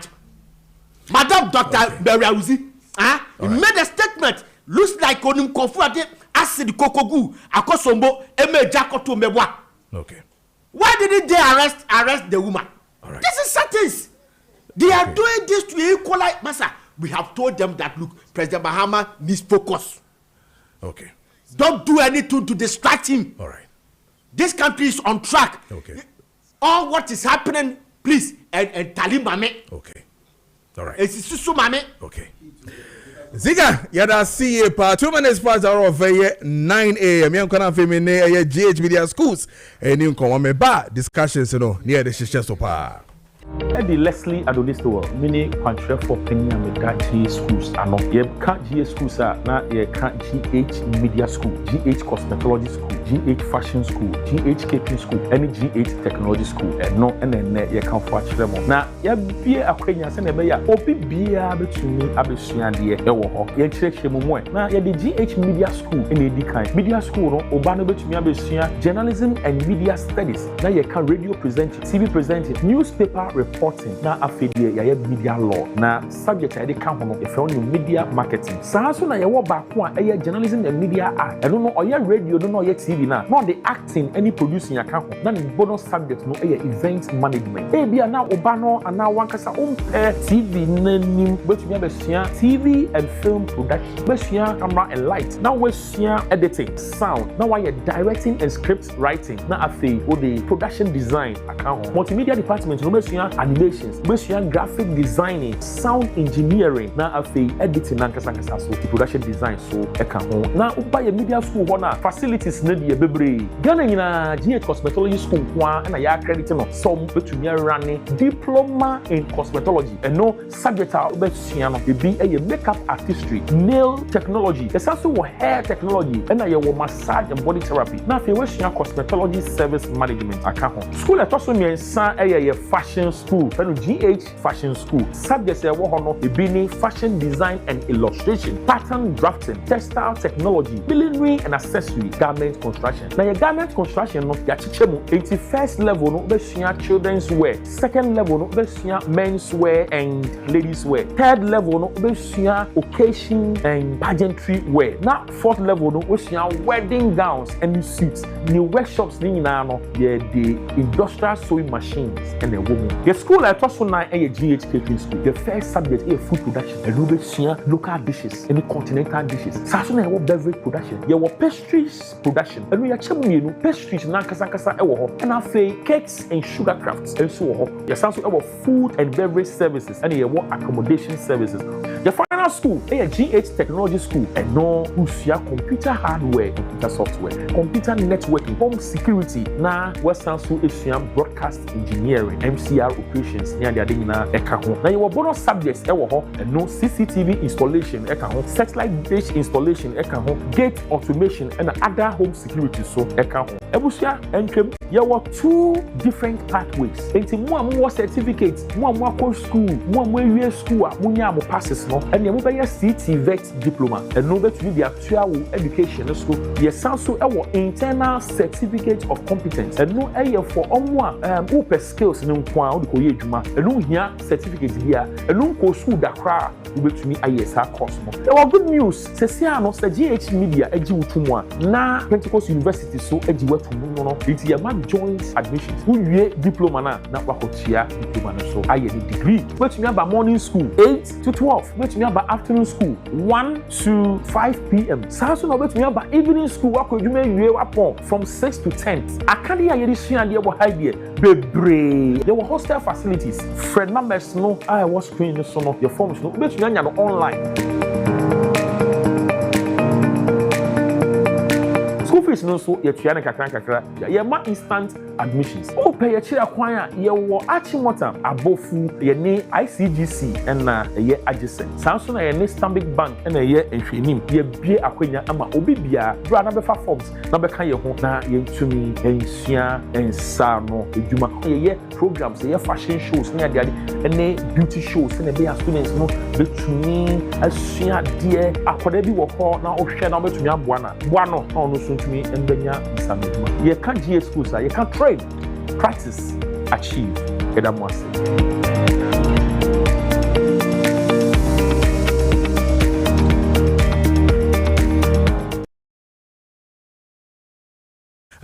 9 over the studios of Kessben 92.9 FM and face or Kessben TV. So young corner for discussions no anxious so now share the call any dear Benjamin. But let me read this one quickly. Eric Boedi patriotic voice Bechemo say the downfall of a man is on the end of his life. Dr. Kwame Nkrumah and Nelson Mandela came out of prison to become president. I'm happy that according to the judgment, Chairman Wontumi himself and his company was not involved in Galamsey, but rather it was the leaseholder who did the Galamsey. Chairman Wontumi say strong, God be with you wherever you are, and God have mercy on Ghana. On Sunday or the Ebaye and no. Now this one says that Amweni Fita Asamanka say in fact President John Dramani is doing very well and the dollar is stable and all over the country development is ongoing, building of new schools, roads and many more. So Ghanaians, let's come together and support President. Regards to Honorable Kwame Owen Frimpong Asamanka MP and an MC Mame Paulina Nidia or de Ebaye and no. Young Kona for you couldn't come on as a one and Nina bet to toss to Yena Makinkanina. This one says, Mr. Host, good morning. I like listening to you because your discussion opened my mind. This one is from Kim Paluta Baba Aguna or Dobing on Nidia or de Ebaye and no. And Jamaican comments up to the na face. So Lawrence Mehudi and teacher Bonti, but who didn't know back in Canina. Good morning, we be about Kodia. Radiase. At the party in Kwandia, Sebibia, fine. And I think we have some 3 major things that we'll have to talk about. One has to do with the judgment. Now, finally, on the Chairman Wontumi issue, any appeal, ne emunsema ekobengina, and then we'll look at the issue of Dr. Bawumia's presser regarding the issue of Mrantia Sebine Maboy omutete to Facebook you must start the omuya enshada enkoyi no. But first off, we be betimi atiefi honoma Anopay entankosi 10 by 12 hodie na finance minister the media budget no eba minim say ode be the munsem no so bedoso ye pa.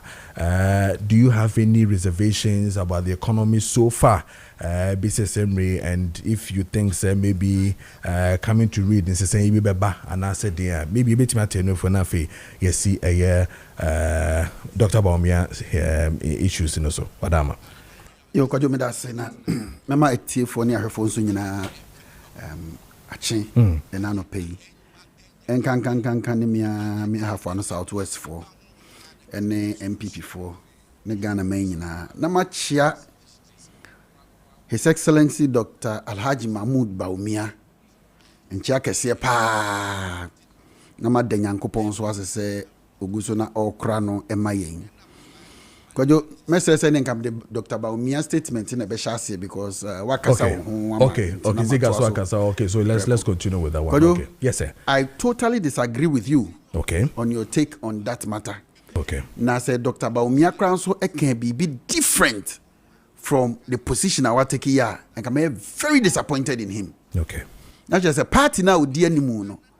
And you can make us any on the party now with the naxicrani principles are party in Ekuta. Now, something no okosro eba from a settings. You see, trap na NDC asset.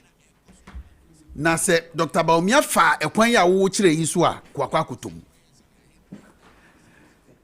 The NPP in this year stand for the can you say the enim no okasetia president ani echiw. It was a crime.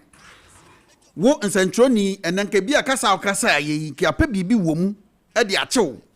Say bia wa ye ni amon ho say wa bi say what effrontery. Dr. Bawumia even the tone had the kasa no e bia nke be chew ne.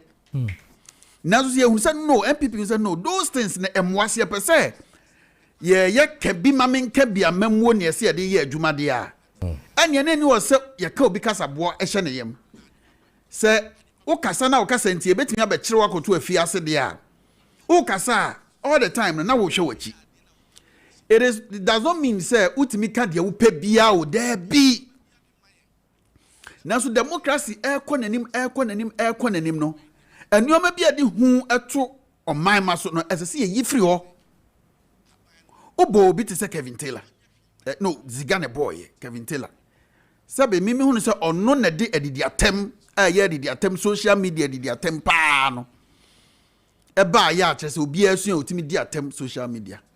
Have you asked the question say adenti na Kevin Taylor ya extradition yanko fast letter nko say US enfa de hye ne mra na tem di die na odi at the stable public peace ni enfa sa charge ne mo no adenti na twini Jonas Timika de opebia wa America.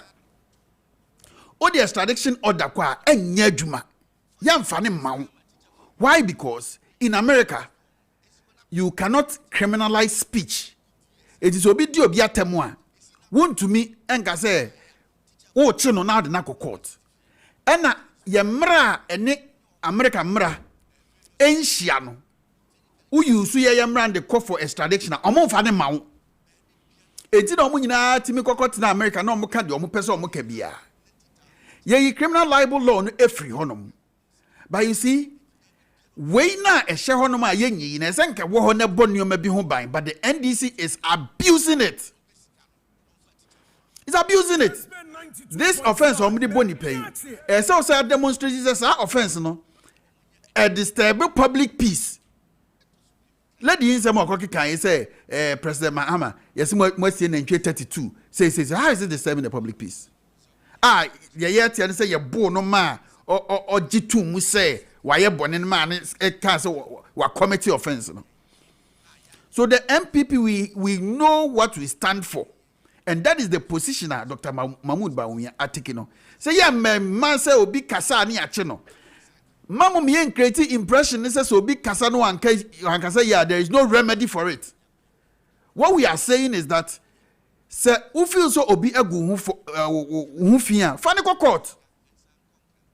Say we defame civil matter na boni pa chronica. Mugabe ma say won kasa ntia your friend is saying your running mate Dr. Napo okasa ntia Napo what is obi akwache no na Napo de call court say we na Mugabe ma say aka afa me ho enya no kre in the court mon frɛ no na won fa ne evidence kyerɛ say asama waka afa me ho enya no kre na de mensusu no me wo ye ne menye ede na Mugabe ababe wa bab abonta be pachew. I'm telling you sir at times suits no etimi more damaging crowd than say police akwacho what can some ya the 30 million Ghana cedis ya they are 2-3 so where are you going to get that money from? And it's a judgment did there be a ubenyeska bia na who feel said na metimi akoto ka ba ko ni aba behwima fi unsem when na ya odi ani afa wo fi ani akwakoton. Why do you think that is also not punitive? It is our cassette here, Dr. Mahmoud Bawumia. That's what Dr. Mahmoud Bawumia feels say, we couldn't hufia. Dr. Mahmoud Bawumia, fan and court, sana Bawumia. Then we say, obey you police, they are quite intimidating nipa na ye una nipa de debi. I totally side with Zigasa a settings and no more ye.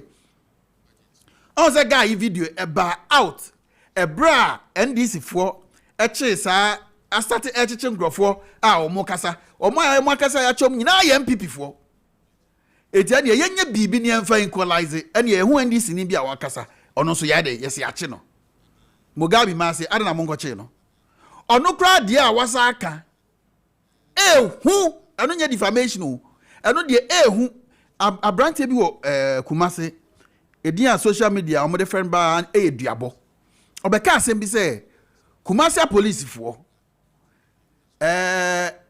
omoko ashawo line no mo pa ashawo pa asemo be kan no ade achi na police for akwafa no ye de ne court my remande no abrante ne by no be pa chew say asemo kan no pa chew na menim ba bia case na kwakodu sesei what asemo kan say police for ashawo yakwa che no under the Criminal Act.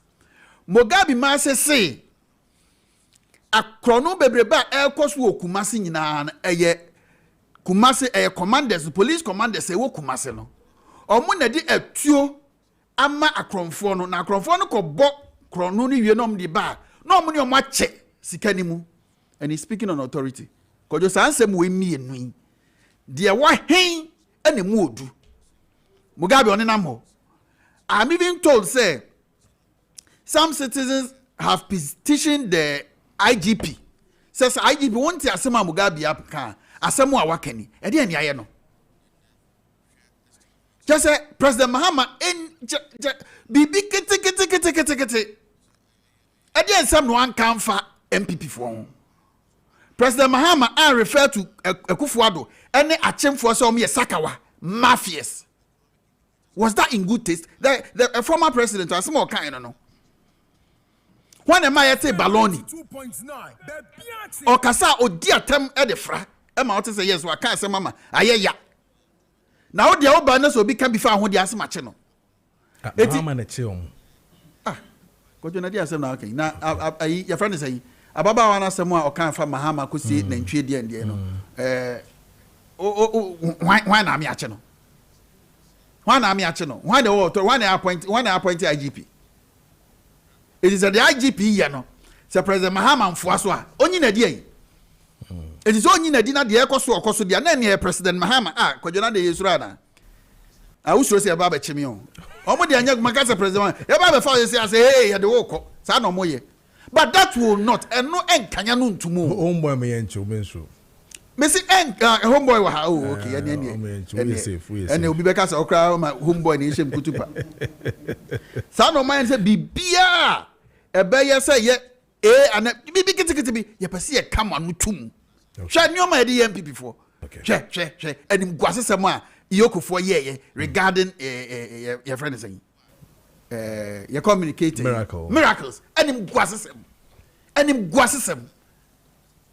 NDC 40 be kasa and Kevin Taylor wabeka che say President Mahama and Shenechi ono na establish him ade ne tena ho wabeka ye nti bi bia fro obi anti be di bank say asem a wabeka yi enye no kore President Mahama nche wachi who when the beti sorry say Kevin Taylor asem aka nye no kore mo amusuro no o say President Mahama na establish no woman ni tumi odi adi ni patem wadi sabi otumfo atem wadi gamanche wadi obi atem akufo ado ne yi grade ba obi ade so me nkyira o mayirem wadi di atem edi wa ba power awie afi wo say di atem a eya obi amfo aso so obi ani di atem kojo me ba wa fidie so no ache menya sure say ma ba be ye kasafin bia I don't endorse it enye papa enye okay now so no enkyere say wo de be ye hunahuna de na de hunahuna MPP for ye ka kire mo say no de enya adwuma ne enya adwuma kire it is statement Dr. Mahmoud Bawumia de bae no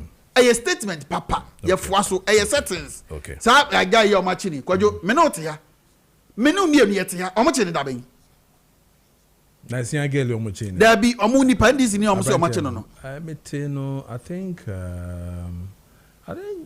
Enra was enrich your baby was saying. Ababa na ye chin no we dey say am he. Ababa na ye chin de ko tum no. Ye chin ye ma ote se a chin mpo. Ya nte wo hwe de hu ya ne say omo de na kokko the following day ni jelly no. Ade no we omo chin no ma fa akoni an jelly no. 1 year 2 years na fa omo de aba betu am ye hu say ya chin no. Settings no. Okay. All right. Ya chin no e na ko si say. Mate. Me da say no munya omo maka nyina. Dr. Bawumia nyame nhyira so dwene Ghana ho now this such a statement aba okay yada sila Kessben out in kaname kwana fe me ne yona bu Nicholas Amankwa homeboy MP Amenfi East for the NDC 10 minutes ayodia on issues of speeches ne sebi kasa nkoye ne achichi about social media and the yemrante ne yemabawa party politics ye nyinai Bawumia issue statement on the one na ya chene so no di natam was that we on your report bia munya abrante no nko ne baby sure yes sir first we dey anope minda wase for akwanya wodi amaye na menchia ahwefo ne atiefo a omaje bre omani di eye program ye chi na menchia eye miamenua eye council na menchia me constituent that's the good people of Wasa Amenfi East. So omudimu intina amame won kan ya mesom at the level of parliament. Amenchi amema hene tetreto ku amwase chi otoso mienu one Wasa Amenfi East na nanoma trankonwa nyina ye ba hema na me ya. Na coming days 27th of this month up to 1st of August. Jumadi kese Wasa Amenfi Trade, Tourism and Investment. It's Kojo council where the me am a farm hooker. Somebody a more for flight. Yeah, for flight, yeah. A Kojo level there. Me for more for flight. Now you call Amenfi East. Street. Moko time na no mabeta me china jumadi kese ebe. Menchi am a party paying for the branch executives, coordinators, assembly members, the constituency level led by Ira chairman and Akufi Atochi, the election directorate, everybody. It should be no pay. Kojo minim say ka ene day there da poma Ghana as yemra pomo no where section 28 of financial management act na share area to force say ene ombra na sika obestre say odebobo ye man ho bra ano ya do the mid year no say akosi sen share ben na expectations o meet na mo ben na obetu Ema Ghana, baby, I would yakodua. We share the primary macro stability. We share you can talk of the city, the inflation, everything as stabilizing. The business class will be here to be chair now. Say buying papa, but we still need to do more. Development it cost the various municipal assembly near the end. And the ebedi unkomo. Eti yeba buying a baso. Kwajo record a year John Dramani Mahama bija. da me dwen ho ebe den say time come history ebe chiro no ye nchirima ne ba na so omo ka chiro mo a they will find it difficult to believe see the Kwame Nkrumah you say who led for the struggle of independence still no among for person omo changing na history Kwame Nkrumah emi beba me aka say inti aban bi ba ya na okọ no ode Ghana ko share baabi a na say ye ka say free awontua ode kamne ya aban bi ba ya mahama aban be yi free man aban bi ba ya okọ ofie nche kura akodo onim say demonstrating o si bibi chi wadwen na o si kwan so na wa ye kire no it's your constitutional right as a citizen of this country council bejiatum nanso anda na nado abreso September 2024 amanfo a omo ti kwan mu so omo ye demonstration say no to illegal mining na nado Dankwah Akufo-Addo abreso yo omo che omo September 2024 omo na omo ka say na freedom of speech na omo say council there's one unique thing about him na only need in common way ni obasa awia o kan de obeka ni nyina awia o se enye da bia on say week nyina na me platform bebre anra me ka che omo nipa baako and omo test ni nyina kan say MPP eya koye say Ghana ha no omo jeje atemdidie so I say MPP ba opposition Kojo social media ba enye ne live Facebook WhatsApp ba enye ne ba ya koye say afie de omo strategy omo fa ne say eya atemdidie na me who say there's unique thing about council na ke no support yan ke be me ya say wo hwe atemdidie Kojo wo be ya odin say atemdidie a ye didi President Mahama atemdidie a ye didi omo amu pen for see de no bubobi no nsem bi wo kra wo no si etete no free fear obeka say in the name of politics obeka Kojo I was shocked to hear from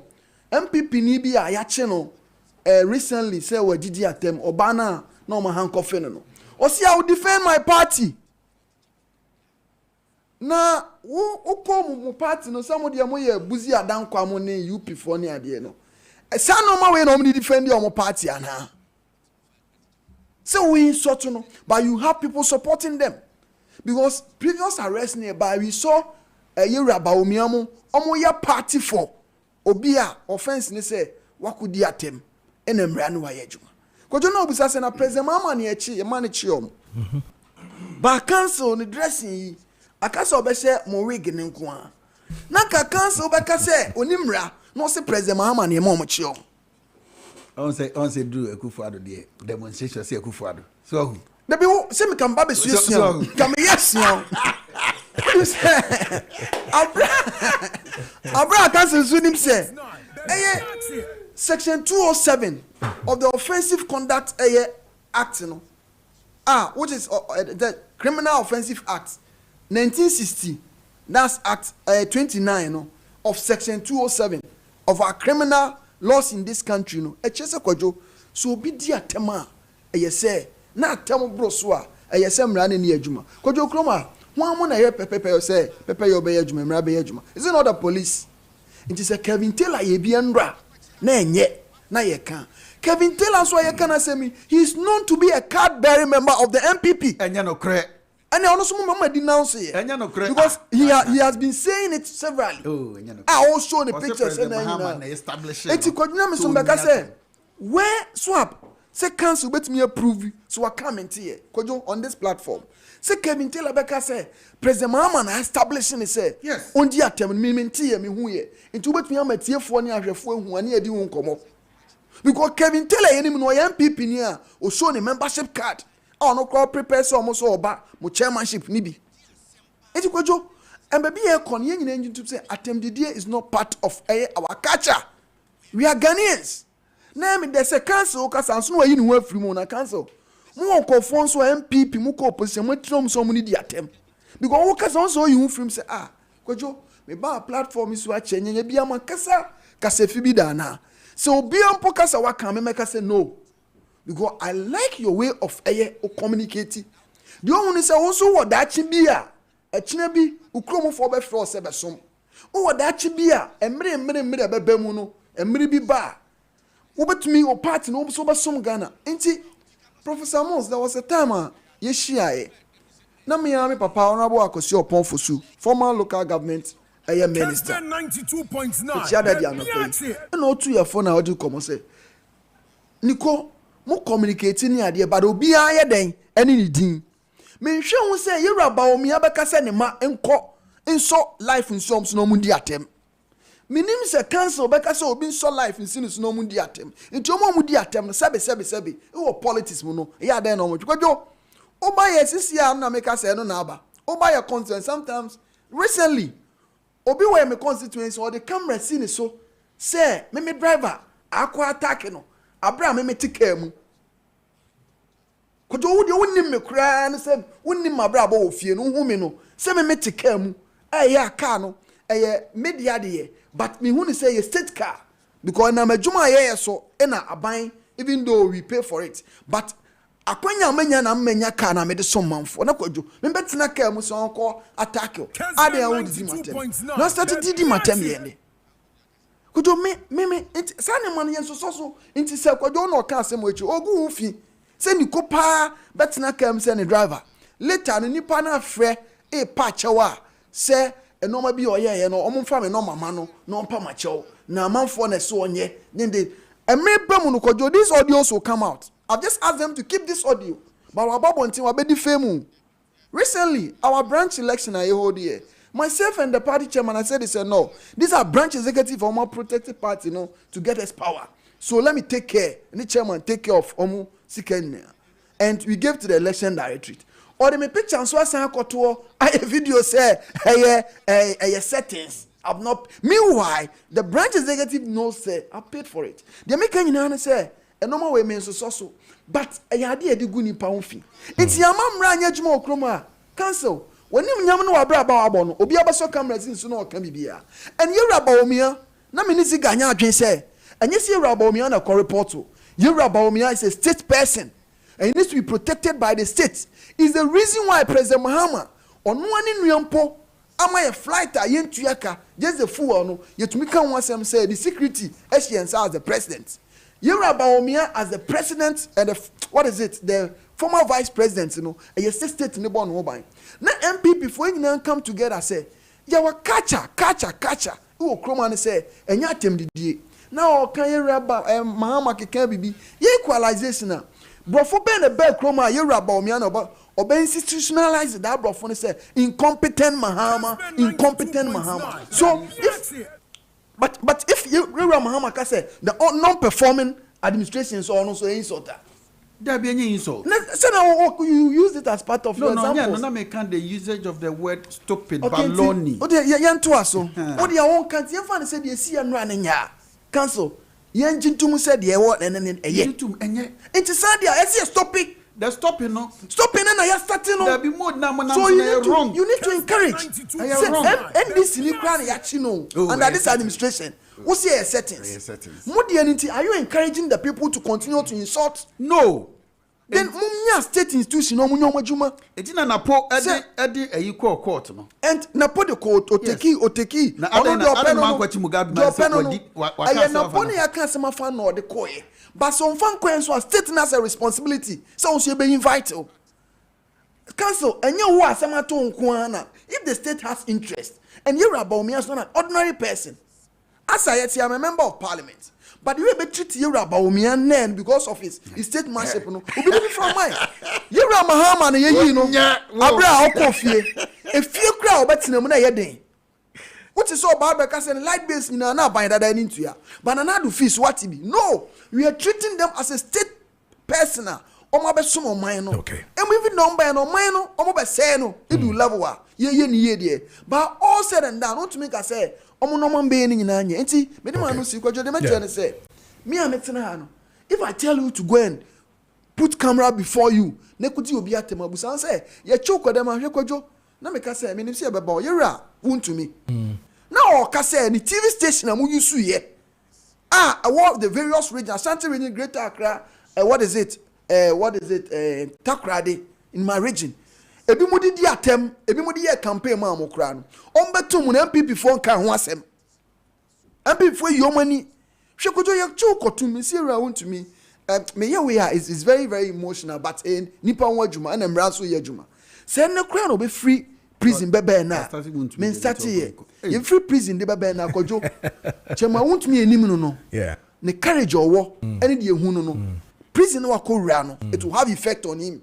Okay. It you wo amen ko ya de be ka se be chew Alright. na party for you about me abeso achi say ya chew nti and this MPP din ye bebe o. Okay. We should stop. We should Homeboy, and about on China, if you didn't come looking at the issues of the budget ahead of us and mid-term and a bit made in Hong. But in front of me, it's a year press statement. If you the National Democratic Congress Secretariat, Jerry John Rawlings House, and it's about the suspension from office as constituency chairman. One will say, I bring to you greetings from headquarters of the party and trust that this letter finds you well. So the functional committee executive of Mayor NDC FEC is at its meeting held on 21st of July considered a petition lodged against you by the Member of Parliament for Wutu Honorable Felix Kojo Okuno together with the recommendation from the Central Regional Council of Elders contained in its letter reference COC blah blah blah to 20th July 2026. It says that having extensively deliberated on the matter, FEC found sufficient basis to invoke the provision of Article 48 Clause 4 and Article 48 Clause 6 of the party. And it says that we are hereby suspending you from your position as constituency chairman of Ewutu Senya East constituency for a period of 5 months, effective immediately.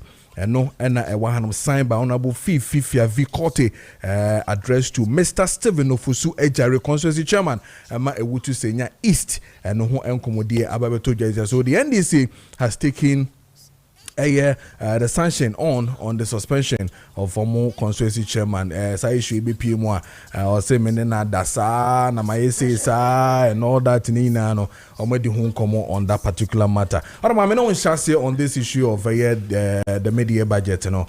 Your expectations, I mean, we say in the work of parliament quick right after here. What are we looking at? Oh, Kojo Menda wasi. And say as I really stated, no. I am Section 28 of Public Finance Management Act, no. A minister say a strawberry Ghana say a budget how they buy presented before us, no. Do an infin that's mid-year. Into so babu kunta say once an estimate expected revenue the targets and then issue adi wona do say na oman no so baby akonomi ebu konta ni ehun say daachine te say na wo hwe ene metie guta ene several way a Jobia can say aban na bon homodin pa na mom say ka say Oliver Twist we always ask for more. Now wo hwe aban ba ya de me ene metie fi minister on say Kojo enyina enim say asa gains ayenya no how is he going to stabilize it? Abra yebeko December no end of year anymore no. Because and I say every business person there can plan. Because not like Baomia, the economic wizard, as MP for me who ye abreso. Now obeda sorry, na dollar na jumping, obeda sorry, na cedi na jumping no. And then we have a stabilized currency. Ono me ready for planet. We show inflation na galope under MPP abresoa a hit 52 54 almost feel some the mine 21 23 now. As you speak, Ghana is experiencing single digit inflation.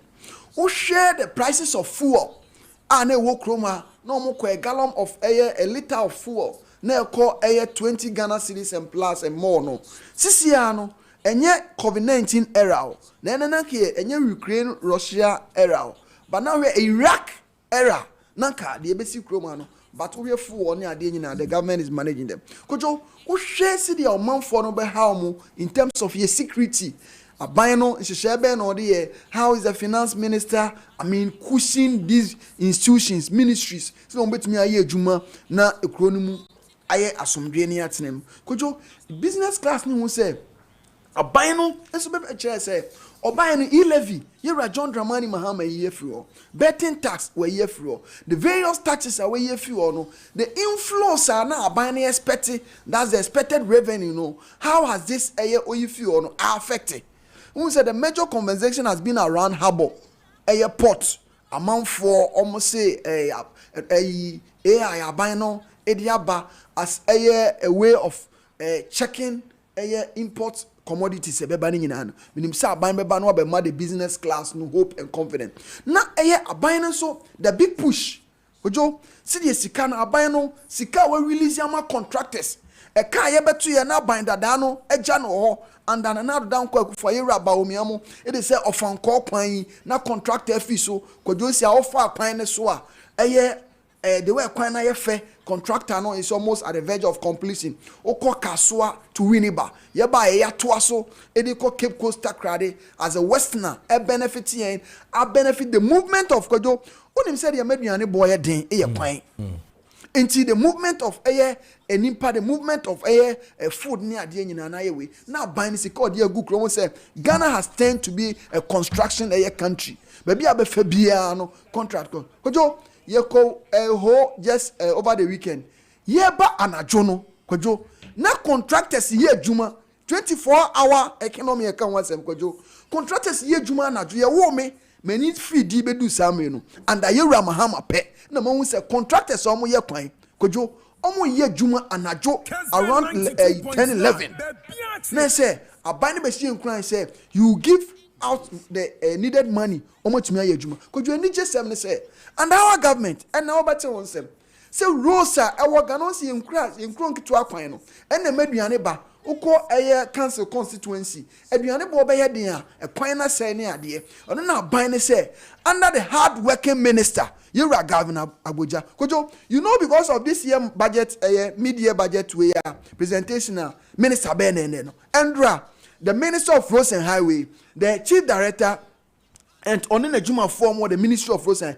the finance minister no more to Accra some part of Accra and even close to Volta say no maybe one any kwakoshe na no mama rep actual presentation on the ground okay enti wa kwan say aban no guso am fees e be benefit me am tie Kojo I'm going to benefit and I'm going to enjoy my constituency Japa town roads Ekropon town roads Japa dadia so Ekropon body town road 12 kilometers under urban roads minister everything is set up the contractor will soon hit side okay training college I see on my constituency you under John Dramani Mahama I'm for better say sikabe na binding release to the various area units ayi sikadodo aba ebuso ma MP before the dance here say aban we na abama the various municipal assembly onim say contractors here adwuma Kojo e ma economy nimu ibie because on beto normal on be frank of adwuma aban no release the highest money to the various municipal assemblies okwa project ni ade ekoso Kojo na etie fi minister will say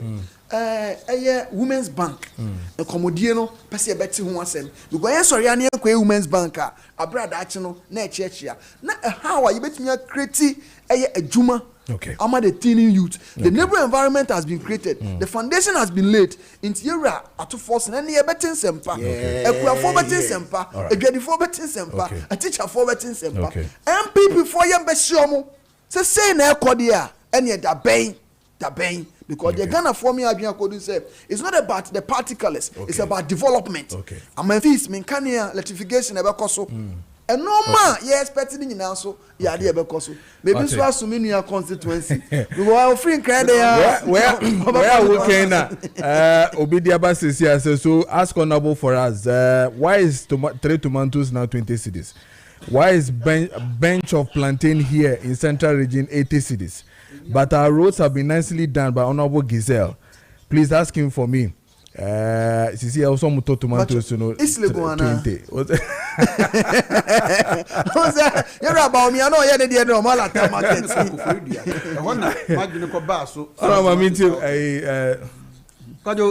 Yeah. Say homeboy, honorable homeboy there. Yes. Okay. Udim me we answer na fi to asuma me sisi ya wadama na me clear we fi ho sisi ya. Quick one afi me to asu wa happy birthday to Miss Grace Nyame. This one is from Glorious Tabernacle ICGC Women's Ministry. Omajo. Happy birthday to you, Glorious, Mrs. Grace Nyame. Another happy birthday to Mrs. Perpetua Nate, Believers House of Worship International. Happy birthday to you. Another happy birthday to Fuseni from Ezekiel.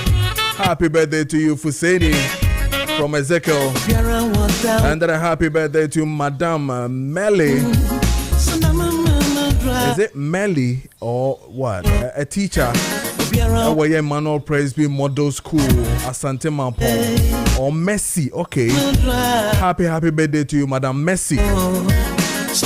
We a teacher. Where Emmanuel Presby Model School in Asante Mampong. And then a happy birthday to Madam Faustina Boajiwa of Amantin. This one from Sepankani Samsung. Hi, bro. You got about happy birthday to you, Madam Faustina. And then a happy birthday to Erika Obed Tewia. This one from Owusu Jacob. Happy birthday to you. Madam Munina say, Mudaswa Eshe Kessben TV na face, you know, Kessben 92.9, Muti Kessben 92.9 FM. Lo, mami tio. Kojo Medase. Ira. Nyam for Nicholas Amankwa. Oya de che say aban we pa utimi e kase defending the sano. I admire him a lot for that. Because Kojo unim say I take exception. Oh, say there be me idea with the idea fa. Say aban we pa me oh, and I say ahwefo na tiefo nyina hunu say why adwuma pa. Ene obi a ote ba bia wonim Ghana no. Na wotie wa no pe ya. Obeka say Ghana chen abrochiri. Heaven na ye kan no ani. Ye ben ho. Say na make no. So you a fantastic communicator. But yeah, we need the realities on the ground. Kojo budget is na mo beka no ha. Me be ha me hom bio. Aban we. Any budget sem. Kojo President Kofo ba mamu mu. Na Ghana when you take trillion. Be okay. In old cities, no. Yeah. Okay. Now 3 trillion Ghana cities. A car ne free Kwame Nkrumah pencil. A champon, Buzia, Juan. Abaya yenye na di kokosi President Rawlings so na 3 trillion. President Mahama Afeba 2025 irregularities are aba e woni sika sem ho Kojo aye 52.6 trillion sika dada no na we na so the budget e banti menya den 5.26 billion Ghana cedis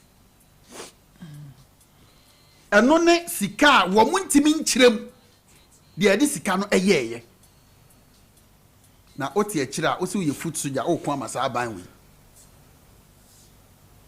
oti akira o se inflation confirm inflation is confirm no and only 5.2 billion Ghana cedis are ye hunu auditor general kom no 2025 pe o ye hunu ba bia sika no afa ye hunu ba bia akwahye nanso ye se ye hia 4 billion e de aye 24-hour economy nanka food soja na otifie ne wo tie yen a sebe ekomo de no nko anya aduane aye no tie mi ye se 5.26 billion aban we wo hunu ba bia sika no ye audit no ye hunu ade papa bia e di sika na ye so omo bra so komba se ye wia se sika we nyina ye wia ka sa mbaka me kasa me se mutira se mo pen so sa na mo kan sa MPP wia okay irregularities in MPP 2023 now 2.3 billion. Then it moved downwards to 2.1 billion in 2024. So you see, it's a trend BI beto yeno. Ni ma adeni koye. Afi ade ma na more than double. Sika mo se mo via o se mo dio. Cancel. So to me cancel. Me se mo because you nim dia mo de ye. Auditor General's report o. Enye me report. 5.26 billion. Na utifia o si yezu na wona ka se yezu Kojo otrofo no se me dance ni wa abrochire masande yewra homeboy so on comment kra 7 nim de o ye da bia oh masande no wasande me masande no enye picture oh okay video no masande o Kevin Taylor o see nan NDC for bi anoko petia no se hwe minimu nyina ye baako wo se Kevin Taylor ye MPP ni o ye NDC ni o se minimu nyina se ebri bi atwam no ye MPP ni a go and check Kevin Taylor he was decent aha say nanu to o se minimu nyina ye baako na me opportunity mitira aye ne say President Mahama ɛde saa akonnwa wɔ yi ama me a mete so a meyɛ adwuma yi a ɛde aduru baabi a yɛduru ɔkan saa ɛnyɛ saa na ɔka sɛ ɔkan saa enti ɛnɛ ɛkyerɛ sɛ Kevin Taylor ɔyɛ NDC ni ɛkyerɛ sɛ adwuma na ɔyɛ no President Mahama de maa no ɛkyerɛ sɛ didi atam na wadi ni President Mahama na hyɛ akyire asɛm a waka no no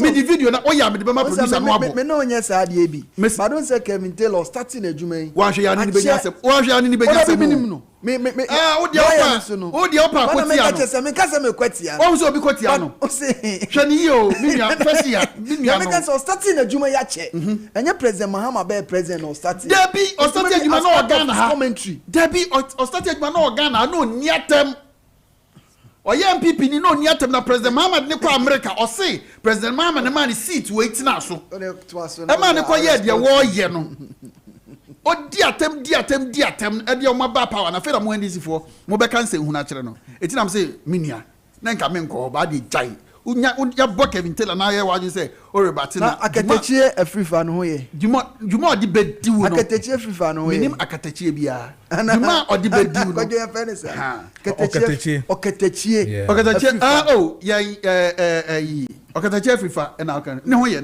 oguso unya ni nyina ape oye nipa ya do no so ye pe na asem so pa ono e bold na ho ye enti no the finance minister be there Kojo okay all right sika die na okay 2-3 minutes on won to me na fe so no crowd we wie ne die we won to me wan kan won to me asem yo hu areho Kojo areho asam no kura wom ne say de ebinom ka no na kwakose yensu no aye galam say won to me ankɔ ye illegal mining na de wom ne say adwuma na ɛkɔ saa Henry Ogum ekokɔ ye no se wo hwɛ emra ni mu a se wontumi ankasa na kɔyɛ se adwuma na enka case da enka problem bi ani ho asɛm a yɛde akyere wontumi nyina ne se wama obi ɔno de wontumi de wɔn krata so ɔde tu no gold na wama obi kwan ama na wura na saase nim ɔma ne kwan no wanye krata ɛwɔ minister ho so asemasi permit no nwuram eno nti ne yakire wontumi na de ya wa asemu se kwadu a omode ball no omo se wa assign land no interest na owo wom no e de ama saa ni bakro no ena all assign no wa ankoje krata because emra ne se wo je krata wa anye saa krata Kojo ma me break akara me ncha assignment mo assignment ete say mame fa mra fo ma to say wa han obi dan unze efie wura de efie ne ye ne de afebo etu odimedi ne fie ne ma o setena mu emfie num ode ama wo sa ode mam se bentra mu emfie num e won kran ha na anche kra ne postu mi kokumase mi di emfie mienu na kokumase mi kokumase mi koya de emfie mienu mesa aba enti ane Kojo Preko baji emfie mienu aka wo mi emfie miensa ne mu na me de sa emfie mienu ne ma wo na se mekɔ enu ye frɛ no enye sa pa na kyerɛ de but said de me meka ma etefo ate ase yi no we lease the amount what it means ne say after 2 years no me mesa ba baji dan ne bio 1 year asaram de fie rade ama no na mom 3 years na aka no se me me say me kɔ me ma bio eti Kojo me de ni nyina ma ne ma free picture ni mu na fa wo ni fie ro adilia eno ne frɛ no assignment ana law ne say wo assign bibi a fan krata to so ma krata ni adanse se wo assign bibi dia ma obi se de court emra na say wontumi wo de asase so bo obi a je krata e wo minister ho no now ekokoduru court no attorney general entumi anfa krata e kire say wontumi assign document no e dia ma but judge no e di ma attorney general so se krata ni ho kra eye mejimu de ani tu na wontumi so antimi anfa krata ankire se ono so je permission court say there be wo de ande menyi ntum me do be kwa akoto afiase enoma bi wo mu eye wo Kojo na se ya nhwe ni yi a ye hu ni yi afei ensem a ye tetun se Morrison Paul de oni wontumi ne namba oni ne namba Morrison Paul say ade e be chiama wontumi akono ana wontu also audios ni ade nya wontumi de ana wontumi e friend na adwo no send messages no say aden chairman also betimi afre no so chairman who betimi afre me enkomo amudi ni say chairman say NDC for mienu aba ne nase say omo musika na omo man information say ye ne be ko ade tie o ko afiase mfie aduonu 20 years enkomo ni di years ti ye dan na judgment say ye no kra judgment a wa set ne app no obitimi hunu say we na ye de kwa akoma ma NDC for ne chairman wu ntumi kokko hia wo ho a omokope ho kra sika agye yawo yeso wi ofo nsa no ahwe wo nso so de se ba ye ne yeso o chairman wu ntumi yeso onko chairman wu ntumi se me ka kire nipa se onko kata amana na amatu no so na onua kube wo so nipa ne se okase mintu gold in town ja se o mi nipa ni di chen o na de ya wo nyina ne se nipa na okodi adanse kurumuti a wuntumi no ono so ya chi ni bi o ade ne ko gina ambra no ema court ene ma ni bail ema ni kofi o kofi no ena atani general ne ko ye nkrata se obeji atum no akodi adanse atia wuntumi dia meyi tabo na da so no ade free so no aye free all right it is a sad nipa we emramu oye sad we say me kodi adanse ne ejana etese ne nsem a woka no judge no udi scale a e wosoro pa ene judge no and just on the preponderance of the probabilities right. But the mechanic ni nyina de judge ne fa nsem ni nyina atra ene odi buti a wuntu e mo ya o ara mo fa ewie 3 minutes per na fe enko kojo 3 minutes per wuntu me de meka say menyi we mfi hotel no kan irregularities reported by the auditor general na yare a kojo kan yamamuo as proper governance 5.2 billion proper governance kojo the omoba on say then a cost sa the man cost you na say on say want me fa MPP nya standard mayen enye say anka de otia kan 2020 omoba ben man na do ye president ba o me ye vice president omonya 12.8 billion irregularities enye obi na edi scam ya be kire mu eye 2021 17.48 billion 2022 15.0 billion under their administration 2023 8.80 billion. But over yen the end of the abana, Auditor General Chiremu say a 5.26 billion. Kojo 2023 irregularities across MDAs, the municipal assemblies, Kojo, na ye say on say tax component. So mo kota there so mo get tax compliance no. Ono na e take it do 4.8. And na advance on loans, advance loans on salaries. Say be our year assembly worker. Nebia ne pay no time na nso ye na assembly na boni busia these are nyesika amanfo akwakodi ba ni nyina no make sure say you correct so kojo ayeba want to me there no kojo ya say yes me ma obi ahwe ase anya wani je me am the type but I say ma emra so ye adwuma the moon say emra na aye adwuma ba ya ye nimpa die me anya me de ena nya obi anso de but yeti kroma ya gi atum say ye practice democracy no say ye ma emra adwuma na de omoni ye simple kojo asemi buy with the exception of MPP for say ye bi mu de say nya bi mu de ena omo kan de omo kan but emra no the law is a law kojo emra ya re kan wasem ya ene se okodi mines adwuma say na semra ni so mu ifa any illegality on mining na kojo na do na yi free 3 years from 3 years to 5 years no maximum sentence no they call 15 years to 25 years into okase NDC for behu na tro si e ka di anka osofu bi afenu Roger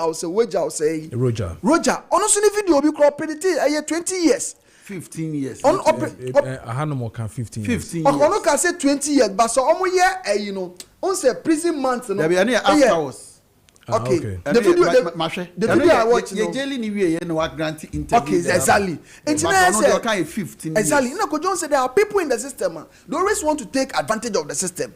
Into when him see a court on Kwandia, the judge has between say 15 to 25 years. Into the amount 50, amount 15.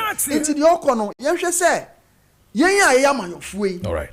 And now see, you be dia ebeye mra na yewura won to me area of concessions wo ho concession ADD crofo concessions na kan be say o use say omunyina be 20 30 40 50 years o menra na o amamu we say 1992 no I just say what the interest mo be the person has to go back to the mineral commission no kokoje permit yewura won to me see yewura ne kwakwa reclamation kojo ko no see yewura no so confirmation or ya mining yewura won to make us on reclamation so no one man is bia so how can the person go and do reclamation one also say akwaje we free national security at the regional level say obi akojo ya reclamation no yes an kobo no ho ban but ye nyina hu si aya manfo no ye be hwe hu yie na ya the minister responsible for lands and natural resources you rama kofibo ya bona baso na ban na mo to se be responsible mining no ye nyina ya ta na chi ni aka se ye be ma emra ne pepe ya adwuma Nenso metene baby anka me pema ye den Nenso waduma kuma gwa de bo nipa bata nipa ho obi ada na nyonko Yesu ensu ande irasio obi a woni dwuma odidi bo a oman wokwana ni kosi na fro wa yuku ni chechere ne ma bia na ni koso ni ja